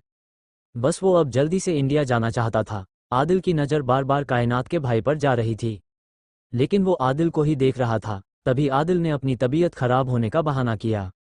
आदिल ने कहा, मेरी तबीयत थोड़ी खराब लग रही है, मैं थोड़ा गार्डन का चक्कर लगा लेता हूँ। थोड़ी धूप भी है वहाँ तो कुछ अच्छा लगेगा। वो टेबल से उठ गया और जाते जाते उसने अनुज को आवाज़ लगाई, अनुज तुम मेरे साथ चलो, अगर मुझे चक्कर आया तो तुम मेरे साथ होगे। अनुज जल्दी से आदिल के पास आ गया और दोनों साथ में गार्डन की तरफ चले गए। उसने गार्डन में अनुज से कहा, तुम अभी सबके लिए वापसी का टिकट बुक करो, जो भी पहली फ्लाइट मिले। क्या हुआ सर? अनुज ने कहा। तो आदिल ने कहा, कुछ नहीं, तुम बस बुक करो। अच्छा रुको, आदिल ने उसे रोकते हुए कहा, अभी सिर्फ मेरा टिकट बुक कर दो और तुम ओम के साथ 2 दिन के बाद इंडिया आ जाना, यहाँ थोड़ा घूम लो। मुझे जल्द से जल्द इंडिया जाना है, मैं ओम को बता दूंगा। अनुज ने कहा, सर आज रात 10 बजे की बुक हो गई है। ठीक है, अब जल्दी से मेरे लिए टैक्सी बुक करो, मुझे जाना है। और अंदर जाने के बाद सबको यही बताना कि मेरी तबीयत खराब हो रही थी और मैं टैक्सी लेकर घर चला गया हूँ। जी सर, आदिल ने अनुज को अपने साथ ही टहलने को कहा। आदिल को डर था, उसको पता चलने से पहले ही वो यहाँ से चले जाना चाहता था। कुछ ही मिनट में टैक्सी आ गई। आदिल जल्दी से उस टैक्सी में बैठ गया और अनुज को वैसा ही सबसे बोलने को कहा जैसा उसने बताया था। इतना कहकर उसने टैक्सी ड्राइवर को चलने के लिए कह दिया। अनुज वापस अंदर आ गया और उसने बताया, सर की तबीयत सही नहीं, तो उसने उनको टैक्सी से अपार्टमेंट वापस भेज दिया है। अनुज की बात सुनकर कायनात तो काफ़ी गुस्से में आ गई कि वो बिना बताए चला गया, लेकिन कायनात के भाई को शक हो गया था। वो ऐसे उठ भी नहीं सकता था क्योंकि सब खाना खा रहे थे। अगर वो ऐसे उठता तो सब उसे गलत समझते। वो बर्दाश्त करता रहा। उधर आदिल ने टैक्सी ड्राइवर को बिल पहले ही पे कर दिया और बीच रास्ते पर गाड़ी रोकने को बोल दिया। टैक्सी ड्राइवर को भी समझ नहीं आया वो ऐसा क्यों कर रहा है, लेकिन आदिल ने उसे बिल पे कर जाने को कहा। टैक्सी ड्राइवर को 150 यूरो मिल चुके थे। आदिल वहीं उतर गया और उस टैक्सी ड्राइवर के कुछ दूर जाते ही उसने अपनी अंगूठी टच की और सीधे अपने अपार्टमेंट के रूम में आ गया। उसने जल्दी जल्दी अपनी पैकिंग की, अपना पासपोर्ट लिया और वहां से निकल गया। उसने सीधे एयरपोर्ट के लिए टैक्सी ली। उसको पता था वो काफ़ी पहले ही एयरपोर्ट जा रहा है, लेकिन अभी उसके लिए यही सही है। उसको काफ़ी डर भी लग रहा था। वो बार बार अपनी स्मार्ट वॉच देख रहा था। तभी ओम की कॉल उसके पास आए। आदिल ने कहा, भाई अभी मैं तुमको कुछ नहीं बता सकता और मैं तुमको जो बता रहा हूँ उसे गौर से सुनो और ना कायनात और ना ही उसके भाई को बताना। हाँ आदिल बोलो। उधर से आवाज़ आई। मैं एयरपोर्ट के लिए निकल गया। मैं इंडिया वापस जा रहा हूँ, तुम अनुज और अनुज लंदन घूम के आ जाना। मैंने बाकी सब अनुज को बता दिया है, लेकिन ये बात अनुज को पता है, लेकिन और किसी को नहीं बोलना। कायनात तुमसे पूछे तो बस यही बताना कि मैं अपार्टमेंट पहुंच गया हूं, डॉक्टर को बुलाया है, पेट में दर्द है मेरे। उधर से ओम ने कहा, ओके बॉस, तुम अपना ख्याल रखो बस। कायनात का भाई ओम से कुछ दूर पर ही खड़ा था। उसने पूछा, कैसी तबीयत है अभी आदिल? कि तो ओम ने कहा, हाँ वो बस अभी घर पहुंचा है और उसने डॉक्टर को बुलाया है, उसके पेट में दर्द है, कुछ खा लिया होगा। उसने उल्टा सीधी ओम ने बात बनाते हुए कहा। फिर उसने कायनात और कायनात के भाई से लंच के लिए शुक्रिया कहा और अनुज को साथ लेकर कायनात के घर से निकल आया। वो कार से था। वो कार उसने लंदन में रहने वाले एक दोस्त से ले ली थी। रास्ते में उसने अनुज से पूछा, हुआ क्या, क्या माजरा है? तो अनुज ने कहा, उसको भी समझ नहीं आ रहा। अचानक से आदिल सर ने टिकट बुक करने के लिए बोला। वो काफ़ी परेशान लग रहे थे और कहा कि वो आपको सब कुछ डिटेल में बता देंगे। ओम ने सोचते हुए कहा, जरूर कुछ ना कुछ हुआ है, नहीं तो आदिल ऐसा बिहेव नहीं करता है। अनुज ने भी उसकी हाँ में हाँ मिलाई। उधर कायनात के भाई को पता चल चुका था कि वॉच का टुकड़ा आदिल ले जा चुका है। अब जबकि सच आदिल को भी मालूम है और कायनात के भाई को भी, क्या मोड़ लेगी आदिल की जिंदगी और क्या होगा उसकी मोहब्बत का अंजाम, जानने के लिए सुनते रहिए सुपर पावर्स की दुनिया। CH-17 कायनात का शैतान भाई गफ्फार। आदिल फ्लाइट में बैठ चुका था, लेकिन उसको अजीब सा डर मन में बैठा था कि अब क्या होगा। घड़ी के चारों टुकड़े उसके पास हैं। कायनात के भाई को भी पता चल चुका है। आदिल को अभी भी यकीन नहीं था जो शख्स ने उसे मार दिया था वो कायनात का भाई होगा। लेकिन उसने ऐसा क्यों किया? वो उस वुडन बॉक्स का राज जानता है, लेकिन मुझे मार देने से उसका कौन सा मकसद हल हो जाएगा? इतने सवाल उसके दिमाग में बस तीर की तरह लगते जा रहे थे। फ्लाइट पर वक्त कैसे बीता आदिल को पता नहीं चला। जब पायलट ने इंडिया आ जाने की अनाउंसमेंट की, जब उसको एहसास हुआ कि वो कहाँ है, नहीं तो हमेशा आदिल को प्लेन में बैठने के बाद नींद आने लगती थी, लेकिन इस बार तो वो बस अपने सवालों में ही उलझा था। कुछ ही देर में वो एयरपोर्ट पर था। उसने इंडिया वापस आकर राहत की सांस ली। उसे वापस आकर अच्छा लग रहा था। आदिल ने एयरपोर्ट पर उतरने के साथ ही उसने अपने ड्राइवर को कॉल कर दी थी। उसे जितनी देर एयरपोर्ट से बाहर आने में लगी उतनी देर में ड्राइवर वहां आ चुका था। आदिल को देखकर ड्राइवर भी खुश था। उसने आदिल का सामान कार में रखा। आदिल भी बस सीट पर बैठने ही वाला था। उसे अजीब सा एहसास हुआ। वो गाड़ी से बाहर निकल आया। सब कुछ जैसे रुक गया था। वक्त भी एयरपोर्ट पर जो जहां था वहां रुक गया। आसमान में चिड़िया स्टैचू की तरह बन गई थी। आदिल समझ गया कुछ बड़ी गड़बड़ है। उसका गुलाम जिन भी अपने असली रूप में आदिल के सामने था। उसने आदिल को अपने पीछे किया। एक शैतान आदिल के सामने था, जिसे देखकर आदिल सहम गया। उसने आदिल पर हमला कर दिया, लेकिन गुलाम जिन ने आदिल को उसके हमले से बचा लिया। उसने आदिल की तरफ आग का गोला फेंका। गुलाम जिन ने आदिल को उससे बचा लिया। उसने आदिल को इशारा किया वो अपनी पावर इस्तेमाल करे। उसने अंगूठी की तरफ इशारा किया। आदिल भी गुलाम जिन के बगल में खड़ा हो गया। उसने अंगूठी को जोर से दबाया। एक तेज रोशनी उससे निकली जिसने उस शैतान जिन के 2 टुकड़े कर दिए, जिसके बाद गुलाम जिन ने उसके आग की लपटों से राख कर दिया। आदिल ने अपनी अंगूठी की ताकत से उस राख को अपनी अंगूठी में रख लिया। उसकी लाल रंग की अंगूठी में जैसे तूफान सा बन गया था। आदिल का हाथ फिर से भट्टी की तरह गर्म हो गया था। गुलाम जिन ने कहा, अब सब ठीक है। उसने चुटकी बजाई। कुछ ही सेकंड में सब नॉर्मल हो गया, जैसे कुछ हुआ ही ना हो। गुलाम जिन ने एक पुलिस जवान का रूप लेकर आदिल से आकर कहा, तुमको बहुत ही ज्यादा चौकन्ना रहना होगा। तुम पर आगे भी इस तरह से शैतान जिन के हमले हो सकते हैं। उसने आदिल का हाथ पकड़ा। उसके हाथ पकड़ते ही वो नॉर्मल हो गया, लेकिन हाथों की रेडनेस नहीं गई थी। अब ये सब देखकर आदिल के हाथ पैर फूल चुके थे। उसे समझ नहीं आ रहा था क्या होने वाला है। वो कुछ देर में अपने घर पर था। घर पर समायरा उसका वेट कर रही थी। आदिल के जाते ही वो उससे जा चिपकी। भाई आप 2 दिन के लिए बाहर जाते हैं तो मुझे अच्छा नहीं लगता। आप इतना लंबा सफ़र करके आए हैं, आप आराम करें। मैं आपको आज अपने हाथ की चाय पिलाऊंगी। कॉफ़ी तो आप पीते ही रहते हैं, समायरा ने आदिल से कहा। आदिल को भी समायरा को देखकर चैन मिला। उसे तो अब हर पल ऐसा लगने लगा है जैसे वो एक तलवार की धार पर चल रहा है। वो कैसे बताए उसके साथ क्या क्या हो रहा है। अभी कुछ देर पहले ही क्या हुआ है उसके साथ। वो अपने कमरे में आ गया। तभी कायनात का कॉल रिंग करने लगा। आदिल कहाँ हो तुम? मेरा तो दिल बहुत घबरा रहा है।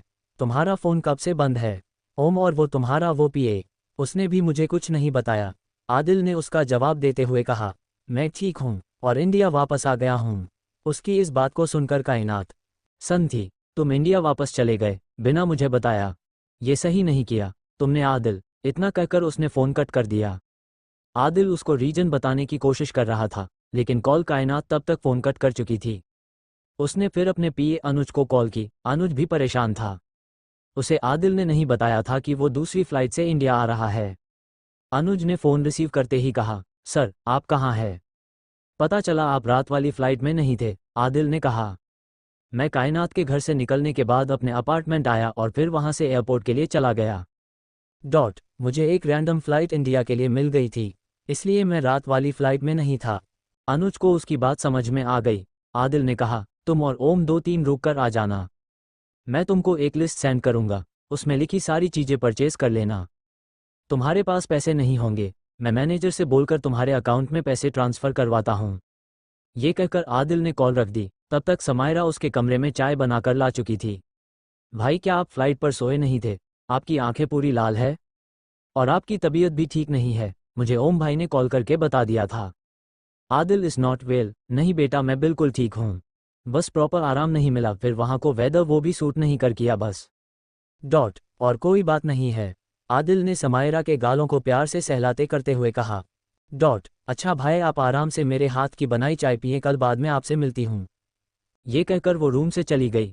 आदिल ने समायरा के जाने के बाद तुरंत अपना मोबाइल उठाया और मुफ्ती साहब को कॉल किया। और मुफ्ती साहब से मिलने का वक्त मांगा। उन्होंने अपने मदरसे में आदिल को आने को बोल दिया। आदिल मन ही मन सोच रहा था, कितना सब कॉम्प्लिकेटेड होता जा रहा है। वो अपने बेड से उठा और अपना लगेज खोलकर उसने वो घड़ी का टुकड़ा निकाला। पहले तो उसने सबको एक साथ जोड़ने का सोचा, फिर वो रुक गया। उसने अपने मन में कहा, नहीं अभी नहीं, अभी सही वक्त नहीं है, पहले मैं मुफ्ती साहब से मिल लेता हूँ, उसके बाद ही मुझे आगे कुछ करना चाहिए। लेकिन घर के बाहर कैसा माहौल था, आदिल उससे अनजान था, जैसे कुछ अजीब सा, कुछ अलग सा होने वाला है। समायरा अपनी कमरे की खिड़की से कानों में एयरपॉड्स लगाए उस बदलते मौसम को देखकर सोच रही थी। समायरा ने इस तरह का मौसम पहले नहीं देखा था। वो बालकनी पर जाकर खड़ी हो गई। उसको चलती हुई हवा में भी डर का एहसास हुआ, क्योंकि मौसम बदल रहा था। वो तुरंत बालकनी से हट गई और कमरे के कर्टेन उसने फैला दिया। रूम की विंडो भी बंद कर दी। उसके कमरे में हल्की आहट हुई। बाहर से किसी ने हल्का सा नॉक किया। वो शोएब था। उसके समायरा से कहा, क्या भाई आ गए हैं? तो समायरा ने हाँ में जवाब दिया है। मैं भाई के रूम में गया था, लेकिन वो लॉक था। अच्छा, लेकिन भाई अभी तो कमरे में ही थे। मैं कुछ देर पहले ही उनके रूम से आया हूँ, हो सकता है वो नीचे गए हों किसी काम से। शोएब, अब तुम रूम से जाओ, मुझे आराम करना है, कल से मेरा स्कूल ओपन हो रहा है। ऑनलाइन क्लासेस अब बंद हो रही हैं और ऑफलाइन स्टडी स्टार्ट होगी। तो शोएब ने कहा, अच्छा है ये, स्कूल जाओ, वो तुम्हारे लिए अच्छा है। लेकिन समायरा ने आदिल के सामने गंदा सा मुंह बनाया और जाने को कहा।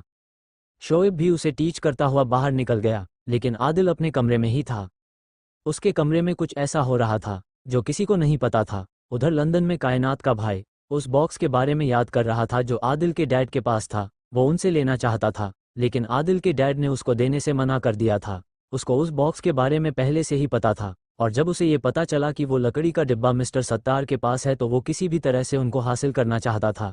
उसने उस बॉक्स को खोलने की चाबी यानी कि विंटेज वॉच भी हासिल कर ली थी, जिन उसके कब्जे में थे। उसके पास शैतानी ताकतें थीं जो उसकी मदद करती थी, जिनकी मदद से ही उसे पता चल पाया था उस बॉक्स के बारे में। और वो विंटेज वॉच भी जिन ने ही उसे लाकर दिया था। आदिल के फादर की मौत के बाद उसे पता नहीं चल पा रहा था उस बॉक्स के बारे में। वो जिन की पहुंच से भी बाहर था। उसने उस बॉक्स को काफ़ी सर्च किया, लेकिन वो नहीं मिला। उसने काफ़ी साल बीत गए, लेकिन एक दिन उसके एक शैतान गुलाम जिन ने बताया कि वो कहाँ पर है। लेकिन वो उसको नहीं ला सकता है, क्योंकि जहाँ पर वो रखा है उसके चारों तरफ उसे प्रोटेक्शन रिंग दिखाई देता है। जिस वजह से वो वहाँ नहीं जा सकता। कायनात का भाई उसी दिन से आदिल के पीछे पड़ गया था, क्योंकि उसको उसके मास्टर ने कुछ ऐसा बताया था जो आदिल से जुड़ा था। कायनात का भाई गफ्फार खान ने सारी शैतानी ताकतें अपने मास्टर से ली थी। जिनको भी काबू करना उन्होंने ही गफ्फार का सिखाया था। गफ्फार का मास्टर आदिल के डैड का दुश्मन था, वो उनको बर्बाद कर देना चाहता था।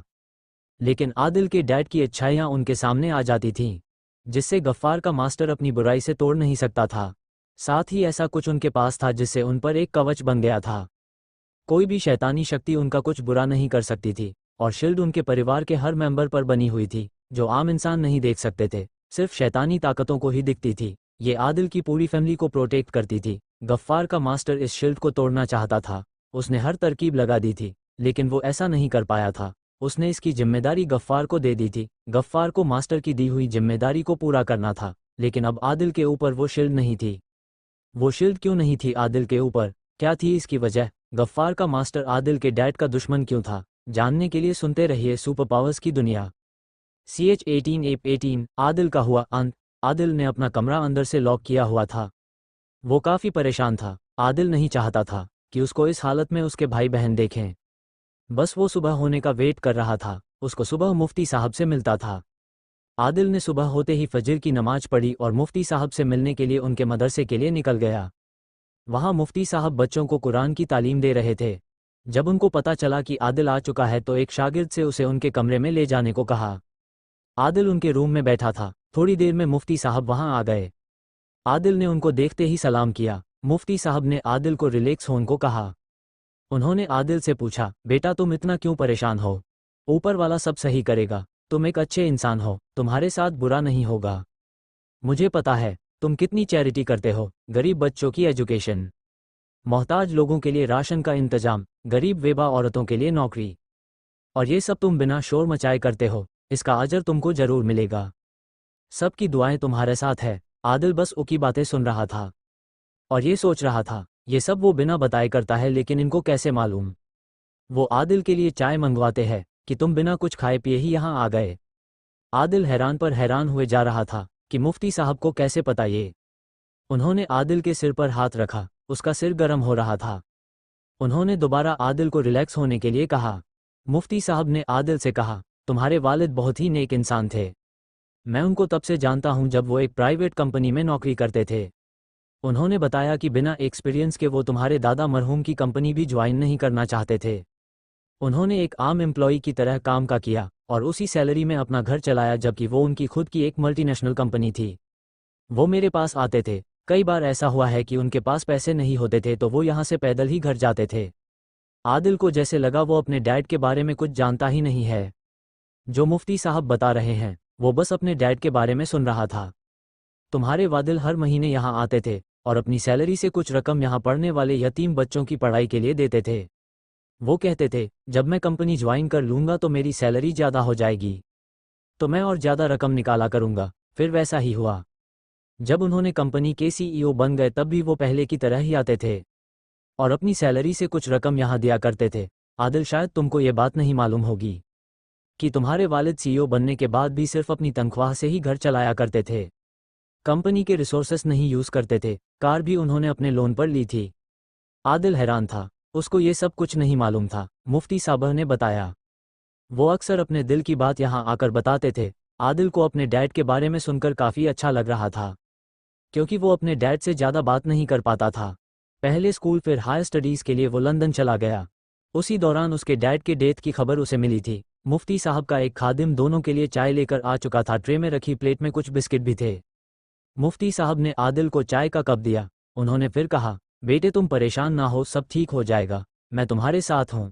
उन्होंने खादिम से बाहर से दरवाज़ा बंद करने को बोल दिया। फिर वो आदिल से धीमे धीमी आवाज़ में बात करने लगे। मुफ्ती साहब की बातें सुनकर वो हैरान भी था, लेकिन थोड़ा सुकून में भी नजर आ रहा था। फिर जाते जाते उन्होंने आदिल के हाथ पर कुछ रखा और तुरंत मुट्ठी बंद करने को कहा। जब तक घर नहीं पहुंचते तब तक मुट्ठी मत खोलना और घर जाने के बाद इसे ऐसी जगह पर रखना जहां किसी की नज़र ना जाए। इतना कहकर उन्होंने आदिल को अलविदा कहा।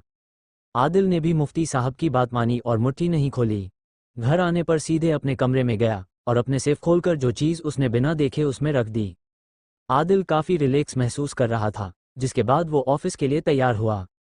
उसने मैनेजर को कॉल करके कहा वो ऑफिस आ रहा है। वो लैंड प्रोजेक्ट से रिलेटेड सारी डिटेल्स उसे अपनी टेबल पर चाहिए थी। कुछ ही देर में वो ऑफिस आ चुका था और लैंड प्रोजेक्ट्स को लेकर रिलेटेड ऑफिसर्स से मीटिंग स्टार्ट कर दी थी। उसकी रिसर्च टीम भी वहां मौजूद थी। साथ ही फाइनेंस टीम भी मीटिंग अटेंड कर रही थी। फाइनेंस टीम ने आदिल को गुड न्यूज़ दी। लैंड प्रोजेक्ट से उनकी कंपनी को कितना फ़ायदा हुआ है। आदिल ने इस प्रोजेक्ट को लेकर शेयर मार्केट में लिस्टिंग करने को भी कह दिया। इस पर एक रिपोर्ट बनाकर देने को टीम से कहा। रिसर्च टीम ने बताया, यूएस की एक बड़ी जेम्स कंपनी हमारे साथ टाई अप करना चाहती है। हमारी पूरी हो चुकी है, आपकी अप्रूवल चाहिए। ऐसा करने से हमारी कंपनी वर्ल्ड की टॉप 50 कंपनीज में आ जाएगी। हमारा रेवेन्यू भी बढ़ेगा। आदिल उसके प्रपोजल को अप्रूव कर दिया। वो काफ़ी खुश था। मीटिंग खत्म होने के बाद वो अपनी टीम के साथ प्रोडक्शन एंड सेल्स फैक्ट्री भी गया। उसने वहाँ के वर्कर्स से बातचीत की। वापस आकर उसने हायरिंग टीम से न्यू हायरिंग करने के लिए बोल दिया जो इस काम में परफेक्ट हो। उसने गुजरात से अच्छे ज्वेलरी डिजाइनर्स को हायर करने की बात कही। उसका आज पूरा दिन का शेड्यूल काफ़ी टाइट था। यूएस से आई हुई टीम के साथ उसका लंच भी था। और आज आदिल काफ़ी पुरसुकून भी था। अपने केबिन में कुछ डॉक्यूमेंट्स पर साइन करते हुए वो अपने डैड को याद कर रहा था। अगर आज वो होते तो कितना खुश होते। कंपनी की इस कामयाबी पर उन्होंने कंपनी को अपनी कंट्री की टॉप कंपनीज में से एक बनाया। और आज उनका बेटा उसे वर्ल्ड की टॉप कंपनी बनाने के मुकाम पर है। वो अपने डैड की बातें जो उसे मुफ्ती साहब ने बताई सोचने लगा। उसके फादर कितने अच्छे थे, उसको कभी इसका अंदाजा ही नहीं था। वो तो बस अपने फादर को डैड और एक अच्छे बिजनेसमैन के रूम में ही देखता था। उनके ये नेचर के बारे में तो पता ही नहीं था, वो कितने हम्बल और नेकदिल इंसान थे। उनके बेटे होने का आज मुझे काफ़ी प्राउड है कि मैं उनका बेटा हूँ। ये सोचते सोचते उसने फाइल पर सिग्नेचर किए। तभी उसे केबिन के डोर पर नॉक हुआ। उसके मैनेजर ने आकर सर लंच का टाइम हो गया है। उसने शहर के 5 स्टार होटल का नाम लिया। तो आदिल ने कहा, ठीक है तुम गेस्ट को लेकर वहाँ आओ, मैं आता हूँ। इतना कहकर आदिल थोड़ा फ्रेश होने चला गया। आज उसके चेहरे पर चमक थी। आदिल दिखने में काफ़ी स्मार्ट तो था ही, लेकिन उसकी लाइफ में आए हुए तूफान को हैंडल करते करते उसका चेहरा मुरझा सा गया था। लेकिन आज फिर से उसके चेहरे पर शाइनिंग थी। उसने अपने बालों को सी किया, परफ्यूम स्प्रे किया और नई टाई उसने पहनी। टाई आदिल ज़्यादा पहनता नहीं था। कुछ ही मौक़ों पर वो टाई निकाल कर पहनता था। वो अपने केबिन से बाहर आया तो ऑफिस की फीमेल स्टाफ उसे अपनी चेयर से उठ कर देख रही थी। शायद आज वो कुछ ज़्यादा ही हैंडसम लग रहा था। आदिल की हाइट भी अपने फादर की तरह 6 फीट थी, जो उसकी खूबसूरती में 4 चांद लगा देती थी। होटल में उसने यूएस टीम का स्वागत किया और साथ में लंच किया। उसने अपने मैनेजर से सब कुछ अच्छे से मैनेज करने के लिए पहले से बोल दिया था।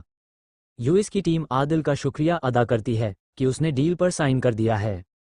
होटल में ही दोनों कंपनीज के बीच डील की फाइल एक्सचेंज होती है। कंपनी के सभी बड़े अधिकारी भी वहां मौजूद थे। सभी कंपनी की इस कामयाबी से खुश थे। कुछ देर के बाद आदिल वहां से निकलने की सोचता है। यूएस की टीम भी एयरपोर्ट के लिए निकल चुकी था। वो अपने मैनेजर को कुछ इंस्ट्रक्शन देता है, जो सुनकर हैरान हो जाता है। लेकिन आदिल मुस्कुरा देता है। मैनेजर आदिल से कहता है, सर आप कंपनी के मालिक हैं और आप इस तरह की बात बोल रहे हैं। तो आदिल कहता है, मैं भी यहाँ आप लोगों की तरह ही एम्प्लॉय हूँ, मुझे भी सैलरी मिलती है। मैंने जैसा कहा है प्लीज़ आप वैसा ही करें। आदिल इतनी बात बोलकर होटल से बाहर आ गया। उसके पास कायनात की कॉल आ रही थी, लेकिन आदिल उसे जानबूझकर रिसीव नहीं कर रहा था। उसे ऐसे लग रहा था, हो सकता है उसका कॉल ट्रैक हो रहा हो, हमारी बातचीत भी रिकॉर्ड की जा रही हो। वो रिस्क नहीं लेना चाहता था। वो बात तो करना चाहता था लेकिन मजबूर था। वो अपनी कार की तरफ बढ़ ही रहा था कि अचानक से एक तीर उड़ता हुआ आया और उसके पेट में जा घुसा। आसपास हलचल मच गई। होटल के गार्ड्स ने आदिल को उठाया। कंपनी के सारे ऑफिसर भी बाहर आ गए। तुरंत एम्बुलेंस को बुलाया गया। किसी को समझ नहीं आ रहा था हो क्या गया है। अभी तो सब सही था, किसने आदिल पर हमला किया? क्योंकि होटल के आसपास काफ़ी सिक्योरिटी थी। बिना सिक्योरिटी चेक के वहां कोई नहीं आ सकता था। आदिल पर हमले की खबर आग की तरह फैल गई। उधर आदिल खून से लथपथ था।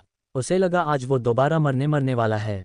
उसकी आंखें बंद हो रही थी, पेट में अभी भी वो तीर घुसा हुआ था। आदिल की बंद होती आंखों ने कुछ ऐसा देखा जो कोई और नहीं देख सकता था। आज आदिल को अपना अंत लग रहा था। आदिल पर किसने तीर चलाया? कौन था वो जो सिर्फ आदिल को नजर आया? क्या आदिल का अंत आ गया है? जानने के लिए सुने अगला एपिसोड सुपर पावर्स की दुनिया का। CH-19 आदिल मिला मृत मां से। आदिल को एम्बुलेंस से हॉस्पिटल ले जाया जा रहा था। उसकी आंखें बंद हो रही थी, उसे अपना अंत करीब लग रहा था। उसको अपनी फैमिली नजर आ रही थी। समायरा, शोएब के चेहरे नजर आ रहे था। कायनात का हंसता हुआ चेहरा उसकी डबडबाती आंखों के सामने था। उसे याद आ रहा था कैसे वो चाकुओं के हमले से मर रहा था। बेतलब जिन ने उसे दोबारा इस दुनिया में भेजा, लेकिन उसकी मौत लिखी हुई है, वो बच नहीं सकता है। एम्बुलेंस में उसके पास बैठे डॉक्टर्स, उसका मैनेजर, जो भी जोर जोर से बोल रहे थे, उसे कुछ सुनाई नहीं दे रहा था। टीवी पर सिर्फ आदिल पर हुए हमले को लेकर न्यूज़ चल रही थी। सोशल मीडिया भी इसी खबर से भर गया। शोएब और समायरा को भी आदिल पर हुए हमले की खबर हो चुकी थी। समायरा स्कूल में थी जब से उसकी टीचर ने उसे हॉस्पिटल भेजने की बात की। शोएब भी किसी काम से बाहर था। जब उसे सोशल मीडिया के जरिए खबर मिली, वो सीधे हॉस्पिटल के लिए निकल गया। समायरा का कॉल उसके पास आ रहा था। उसने उसका कॉल उठाकर कहा, तुम परेशान मत भाई, को कुछ नहीं हुआ है, वो ठीक है, मैं तुमको स्कूल से लेने आ रहा हूँ, तुम बिल्कुल भी परेशान ना हो। उधर लंदन में भी आदिल के पीए अनुज और दोस्त ओम को आदिल पर हुए अटैक की खबर हो चुकी थी। वो ट्रैवल कंपनी से इंडिया जाने के लिए कोई भी फ्लाइट लेने के लिए तैयार थे। उन दोनों को तब पता चला जब वो लोग एक पब में ड्रिंक कर रहे थे। अनुज के पास ऑफिस से किसी ने कॉल किया था। अनुज तो इस खबर को सुनकर अंदर से पूरा हिल चुका था। उसकी चेहरे के उड़े रंग को देखकर ओम ने उससे कॉल पर हुई बात पूछी तो उसने घबराहट के साथ कि आदिल सर पर हमला हुआ है। ओम भी उसकी इस बात सन्न हो गया। वहीं होटल के सीसीटीवी में चेक किया जा रहा था कि आदिल पर हमला किसने किया। सीसीटीवी कैमरे में आदिल के उसकी कार की ओर जाते समय की फुटेज है, लेकिन सब इस पर हैरान थे कि वो तीर किधर से आया। ये होटल के किसी भी सीसीटीवी कैमरे में नजर नहीं आ रहा था। आदिल पर हुए हमले की कायनात को भी खबर हो चुकी थी। वो उस वक्त अपने ऑफिस में थी और एक मीटिंग ज्वाइन करने के लिए मीटिंग रूम में जा रही थी। तभी उसकी नज़र एक केबिन में चल रहे टीवी पर गई, जहां पर सत्तार ग्रुप ऑफ कंपनीज के सीईओ आदिल सत्तार पर हुए हमले की न्यूज ब्रेकिंग चल रही थी। उसने जैसे ही इस न्यूज को देखा उसे बेहोशी सी आने लगी और वो वहीं फ्लो पर बेहोश होकर गिर गई। मुफ्ती साहब तक भी ये खबर आ चुकी थी। मुफ्ती साहब इस सोच में थे कि ये कैसे हो गया। उसने आदिल को जो दिया था, लगता है उसने देखा नहीं ना ही उसको यूज किया। उनको यकीन हो रहा था कि आदिल ने वैसा नहीं किया जैसा उन्होंने बोला था। वो अपनी तस्बीह लेकर आदिल के लिए दुआ करने लगे। आदिल से जुड़ा हर शख्स उस पर हुए हमले को लेकर परेशान हो गया था। उधर कायनात को उसके स्टाफ के लोगों ने उठाकर सोफे पर लिटाया और उसे होश में लाने की कोशिश करने लगे। थोड़ी देर में डॉक्टर भी आ चुके थे। कायनात पूरी बर्फ की तरह ठंडी हो गई थी। आदिल के हमले की खबर ने उसे शौक में ला दिया था। समायरा का रो रो कर बुरा हाल था। बस वो यही कह रही थी, कौन है उसके भाई का दुश्मन? उसे क्या चाहिए? अगर उसे पैसे चाहिए तो सब कुछ ले लो। लेकिन मेरे भाई को बख्श दो। उस पर तीसरी बार हमला हुआ है। अगर वो चला जाएगा तो हम लोगों का क्या होगा? वो तो मेरा मॉम डैड दोनों है। उसकी स्कूल की फ्रेंड्स उसे चुप करा रही थी। टीचर्स भी उसके साथ थी। थोड़ी देर में शोएब उसे लेने आ गया। शोएब को देखते ही वो भागकर लिपट गई। शोएब उसे चुप कराने लगा। भाई को कुछ नहीं हुआ है, वो बिल्कुल ठीक है, उनको कुछ नहीं हो सकता है। तुम रो मत, नहीं तो वो तुमको रोता देखकर परेशान हो जाएंगे। शोएब ने उसे चुप कराते कराते कार में बैठाया और हॉस्पिटल जाने के रास्ते पर गाड़ी घुमा दी। उसने इस वक्त अपने आप को मजबूत किया हुआ था। शोएब बस यही सोच रहा था कि अगर वो कमज़ोर हो गया तो समायरा का क्या हाल होगा। ओम और अनुज को इंडिया आने की फ़्लाइट मिल चुकी थी। बस उन लोगों को ऐसा लग रहा था उनके पास कुछ ऐसा हो जिससे वो चुटकियों में इंडिया पहुंच जाएं। लेकिन दोनों ने ही बड़े सब्र से काम लेते हुए आदिल के लिए बस प्रे करने लगे कि उसको कुछ ना हो। आदिल के साथ में उस वक्त जितने लोग भी साथ गए थे, सभी परेशान थे। ये कैसे हो गया? आदिल सर के साथ ऐसा कौन कर सकता है? वो आदिल पर इससे पहले हुए हमले को लेकर भी बात करने लगे। आदिल का कौन दुश्मन है, वो अभी तक पकड़ में नहीं आया। हो सकता है उसने ही इस बार भी हमला किया हो। सब कंपनी की बिल्डिंग पर हुई ब्रीचिंग पर बात कर रहे थे कि कैसे उनके कैबिन पर भी किसी ने सिक्योरिटी ब्रेक करके छानबीन की थी। बिल्डिंग के सारे सीसीटीवी कैमरों को बंद कर दिया गया था। सोशल मीडिया और इलेक्ट्रॉनिक मीडिया पर भी इसी मुद्दे पर ही बातचीत हो रही थी। पुलिस अभी तक मिस्टर आदिल सत्तार पर पहले हुए अटैक के हमलावर को सर्च नहीं कर सकी। अब दोबारा जानलेवा हमला, हो सकता है उसी हमलावर से आदिल को जान से मारने की कोशिश की जिसने पहली बार अटैक किया था। एम्बुलेंस हॉस्पिटल पहुंच चुकी थी। हॉस्पिटल के बाहर मीडिया का जमावड़ा लगा हुआ था। आदिल की आंखें बंद हो चुकी थी, बस सांसें चल रही थी। खून काफी निकल चुका था। आदिल को सीधे ऑपरेशन रूम में ले जाया गया। डॉक्टर्स की एक पूरी टीम आदिल के आसपास थी। वो खून रोकने की कोशिश में लगे थे। उनको आदिल के पेट में घुसा वो तीर किसी तरह से निकालना था। उनको डर था कि तीर निकालने में कहीं आदिल के ऑर्गन्स डैमेज ना हो जाएं। सारे डॉक्टर अपने हॉस्पिटल के टॉप सर्जन के वेट कर रहे थे, जो किसी दूसरे का ऑपरेशन कर रहे थे। वो भी कुछ ही मिनटों में ऑपरेशन थिएटर आ चुके थे। उन्होंने आदिल की कंडीशन को देखा और एक नर्स से आदिल के फैमिली मेंबर को बुलाने को कहा। तब तक शोएब हॉस्पिटल नहीं आ पाया था। तब डॉक्टर ने आदिल के मैनेजर ने बात की और पूरी कंडीशन बताई। मैनेजर भी उनकी बात सुनकर काफ़ी परेशान हो गया। डॉक्टर ने कहा, उसे जल्द से जल्द ऑपरेशन करना होगा, नहीं तो आदिल की जान चली जाएगी। इतनी देर में शोएब आ गया। उसने तुरंत ऑपरेशन करने की परमिशन दे दी और नर्स के दिए फॉर्म पर सिग्नेचर कर दिया। आदिल के पेट में घुसे तीन को निकालने के लिए डॉक्टर्स की टीम ऑपरेशन में जुट गई। उधर कायनात को होश नहीं आ रहा था। उसको गहरा सदमा लगा था। वहां के डॉक्टर्स ने उसे हॉस्पिटल में एडमिट कराने को कहा। ऑफिस के स्टाफ मेंबर्स ने उसे हॉस्पिटल में एडमिट करवा दिया। वहां हुए ट्रीटमेंट से वो हल्के होश में आए और आदिल आदिल बोलने लगी। डॉक्टर्स ने उसे इंजेक्शन दे दिया। कायनात का छोटा भाई, जो कायनात और अपने बड़े भाई के साथ नहीं रहता था, वो कायनात की कंडीशन पता चलने पर सीधे हॉस्पिटल आ गया। डॉक्टर्स ने बताया उसे किसी बात से शॉक लगा है और वो आदिल आदिल नाम के किसी शख्स को बुला रही थी। कायनात के छोटे भाई को समझ नहीं आया कि ये आदिल कौन है। वो अपनी बहन के पास जाकर बैठ गया। कुछ देर बाद उसने सोशल मीडिया ओपन किया तो उसे आदिल से रिलेटेड न्यूज़ पता चली। उसने आदिल के बारे में सुना था लेकिन जानता नहीं था। उसने कायनात को मोबाइल ओपन किया तो उसे सब पता चल गया कि आदिल आखिर है कौन। कायनात के फ़ोन में उसकी और आदिल की कई स्नैप्स थी। वो कायनात का सिर सहलाने लगा। कायनात का छोटा भाई अनवर, वो एक सॉफ्टवेयर इंजीनियर था और एक सॉफ्टवेयर कंपनी में काम करता था। उसे अपने भाई के बिजनेस में कोई दिलचस्पी नहीं थी। उसकी अपने बड़े भाई के साथ नहीं बनती थी तो वो उनके साथ ना रहकर अलग घर लेकर रहता था। लेकिन कायनात को वो बहुत चाहता था। कायनात ने उसे अपने बच्चे की तरह ट्रीट करती थी। लेकिन बड़े भाई के गुस्से की वजह से वो उसके पास रहने नहीं जाती थी, क्योंकि कायनात के मम्मी पापा के जाने के बाद बड़े भाई ने ही कायनात और अनवर को पाला था। लेकिन बाद में अनवर और उसके बड़े भाई के मिजाज मेल नहीं खाते थे। उसने अपने लिए अलग राह बना ली थी, लेकिन कायनात से मिलता था। लेकिन मिलने के लिए घर नहीं आता था, वो उससे बाहर मिलता था। आज कायनात की तबीयत खराब होने का पता चलने पर वो हॉस्पिटल आ गया। उसे कायनात की कंपनी में काम करने वाले उसके एक दोस्त ने इसके बारे में कॉल करके बताया। जब उसे कायनात के बारे में पता चला तो वो अपना काम छोड़कर कायनात के पास आ गया। कायनात अभी भी बेहोश थी। उधर आदिल का ऑपरेशन काफ़ी क्रिटिकल था। दूसरे हॉस्पिटल से भी डॉक्टर्स को बुलाया गया था। समायरा तो बिल्कुल गुमसुम हो चुकी थी। वो बस खुदा से अपने भाई की जान की दुआ मांग रही थी। वो एक कोने में बैठ गई थी। हॉस्पिटल में क्या चल रहा है उसे उससे कुछ मतलब नहीं था, वो तो बस दुआ मांग रही थी। मुफ्ती साहब भी आदिल के लिए नमाज पढ़ने के बाद बस उसके लिए दुआएं मांग रहे थे। उनको इस बात का पता चल चुका था कि आदिल पर हमला किसने करवाया है। उनको इस बात का अंदेशा था कि आदिल पर अटैक हो सकता है। वहीं ऑपरेशन थिएटर में आदिल की सांसें चल रही थी। डॉक्टर्स उसका ऑपरेशन करने में लगे हुए थे। लेकिन आदिल का दिमाग बेहोश होने के बाद सोच रहा था। वो अपने मॉम डैड को देख रहा था। उसने अपने बचपन को देखा। समायरा को अपने गोद में खिलाते हुए देखा। उसको अपना बचपन दिखाई दे रहा था। और इधर उसका ऑपरेशन चल रहा था। खून काफ़ी बह चुका था। खून की बोतलें चढ़ाई जा रही थी, लेकिन तीर आदिल के ऑर्गन्स को भी काटा था, जिसकी वजह से ऑपरेशन काफ़ी ज़्यादा क्रिटिकल हो चुका था।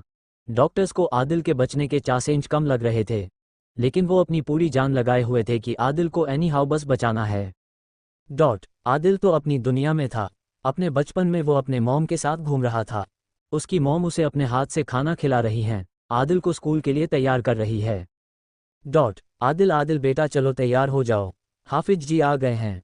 कुरान की तालीम लेनी है ना। जब तुम्हारी कुरान मुकम्मल हो जाएगी ना, तो मैं तुम्हें तुम्हारी पसंद की जगह घुमाने ले चलूंगी। हाँ मॉम पक्का प्रॉमिस। आदिल और उसकी मॉम की कन्वर्सेशन उसने दिखाई दे रही है। उसके दिमाग में सब चल रहा है। अचानक से सब खत्म हो गया। हर तरफ काला नजर आ रहा है। उसे ऐसे लग रहा है उसकी सांस बंद हो गई है। ऑपरेशन थिएटर में डॉक्टर उसे सर्जिकल शॉक दे रहे थे। उसकी सांसें रुक रही थी। आदिल की मौत होगी या मिलेगा फिर जीवनदान। जिंदगी और मौत के बीच कब झूलता रहेगा आदिल। जानने के लिए सुनते रहिए सुपर पावर्स की दुनिया। 2820 जिन ने दिया जीवनदान। ऑपरेशन थिएटर के बाहर सबकी सांसें ऊपर नीचे हो रही थी। आदिल का भाई शोएब ने अपने आप को काफ़ी मजबूत बनाकर रखा हुआ था। वो अपने आप को यकीन दिला रहा था कि उसके भाई को कुछ नहीं हुआ है। वो औरती से सही होकर वापस आएंगे। वो उनके साथ बिताए टाइम को याद कर रहा था। शोएब आदिल से ज़्यादा बात नहीं करता था। उसे आदिल से बात करने से थोड़ा डर लगता था। वो आदिल की रिस्पेक्ट भी बहुत ज़्यादा करता था। शोएब आदिल को डैड की प्लेस पर देखता था। वो सही सोचता था अगर आदिल भाई ने उन लोगों को नहीं देखा होता। वो भी बहुत बड़े नहीं रहे थे, लेकिन उन्होंने पूरी जिम्मेदारी के साथ अपना फ़र्ज निभाया।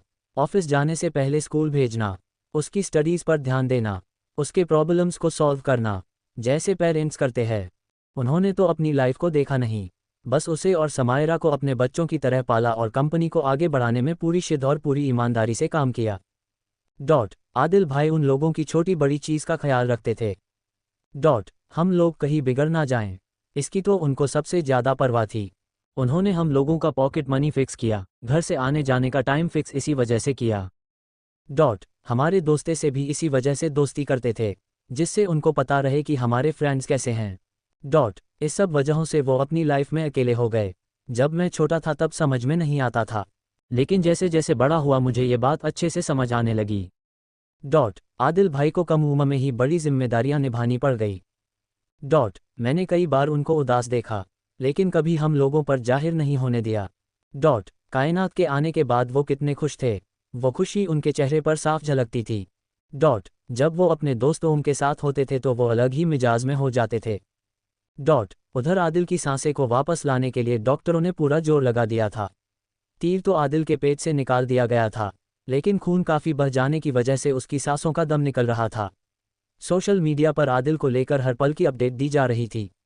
मुफ्ती साहब भी अपने खातिम से आदिल का हाल बार बार पूछ रहे थे। उधर फ्लाइट में ओम और अनुज काफ़ी परेशान थे, उनको आदिल से रिलेटेड कोई न्यूज नहीं मिल पा रहा थी। प्लेन के अंदर फ़ोन फ्लाइट मोड में होता है, साथ ही नो नेटवर्क कनेक्टिविटी होती है। ऑपरेशन थिएटर में आदिल को गए 5 घंटे हो चुके थे। शोएब और समायरा दोनों भाई बहन एक दूसरे का हाथ पकड़े बैठे हुए थे। उनके के लिए एक एक सेकंड काटना मुश्किल हो रहा था। लंदन में कायनात को होश आ गया था। उसने अपने पास अपने छोटे भाई को बैठे हुए देखा। तो वो उसे देखते ही रोने लगी। वो अनवर के गले लगकर रो रही थी। अनवर, तुमने देखा ना, आदिल को किसी ने मारने की कोशिश की है। वो हॉस्पिटल में है, कायनात उसे रो रो कर बताने लगी। जब उस पर अटैक हुआ वो आदिल को कॉल कर रही थी। उसने कई बार आदिल को कॉल किया। लेकिन उसने मेरा कॉल डिस्कनेक्ट कर दिया। उसके कुछ मिनट के बाद ही उस पर अटैक हुआ। मेरे आदिल के साथ क्यों हो रहा ऐसा? अनवर उसे चुप कराने की कोशिश करने लगा। कायनात ने अपना मोबाइल इधर उधर देखा, वो वहां नहीं था। अनवर ने कहा, आप क्या देख रही हो? अनवर, मेरा मोबाइल। उसका मोबाइल अनवर के हाथ में था। कायनात ने तुरंत उससे मोबाइल लिया और शोएब को कॉल की। उधर कायनात का कॉल आता देख शोएब सकपका गया। वो कायनात को क्या बताए समझ नहीं आ रहा था। लेकिन उसने हिम्मत करके कॉल रिसीव की। उधर से कायनात की आवाज़ थी। आदिल कैसा है? शोएब को समझ नहीं आ रहा था कि कायनात को वो क्या बोले। लेकिन उसने बताया, भाई अभी भी ऑपरेशन थिएटर में हैं। 6 घंटे हो चुके हैं, अभी भी ऑपरेशन चल रहा है। उनकी ये बात सुनकर कायनात लूज हो जाती है। उसको फिर से बेहोशी आने लगती है। अनवर जल्दी से डॉक्टर को बुलाकर लाता है। डॉक्टर कायनात को बेहोशी का इंजेक्शन देते हैं। डॉक्टर ने अनवर से कहा, ये काफ़ी वीक हैं, जिस बात से इनको शॉक लगा है।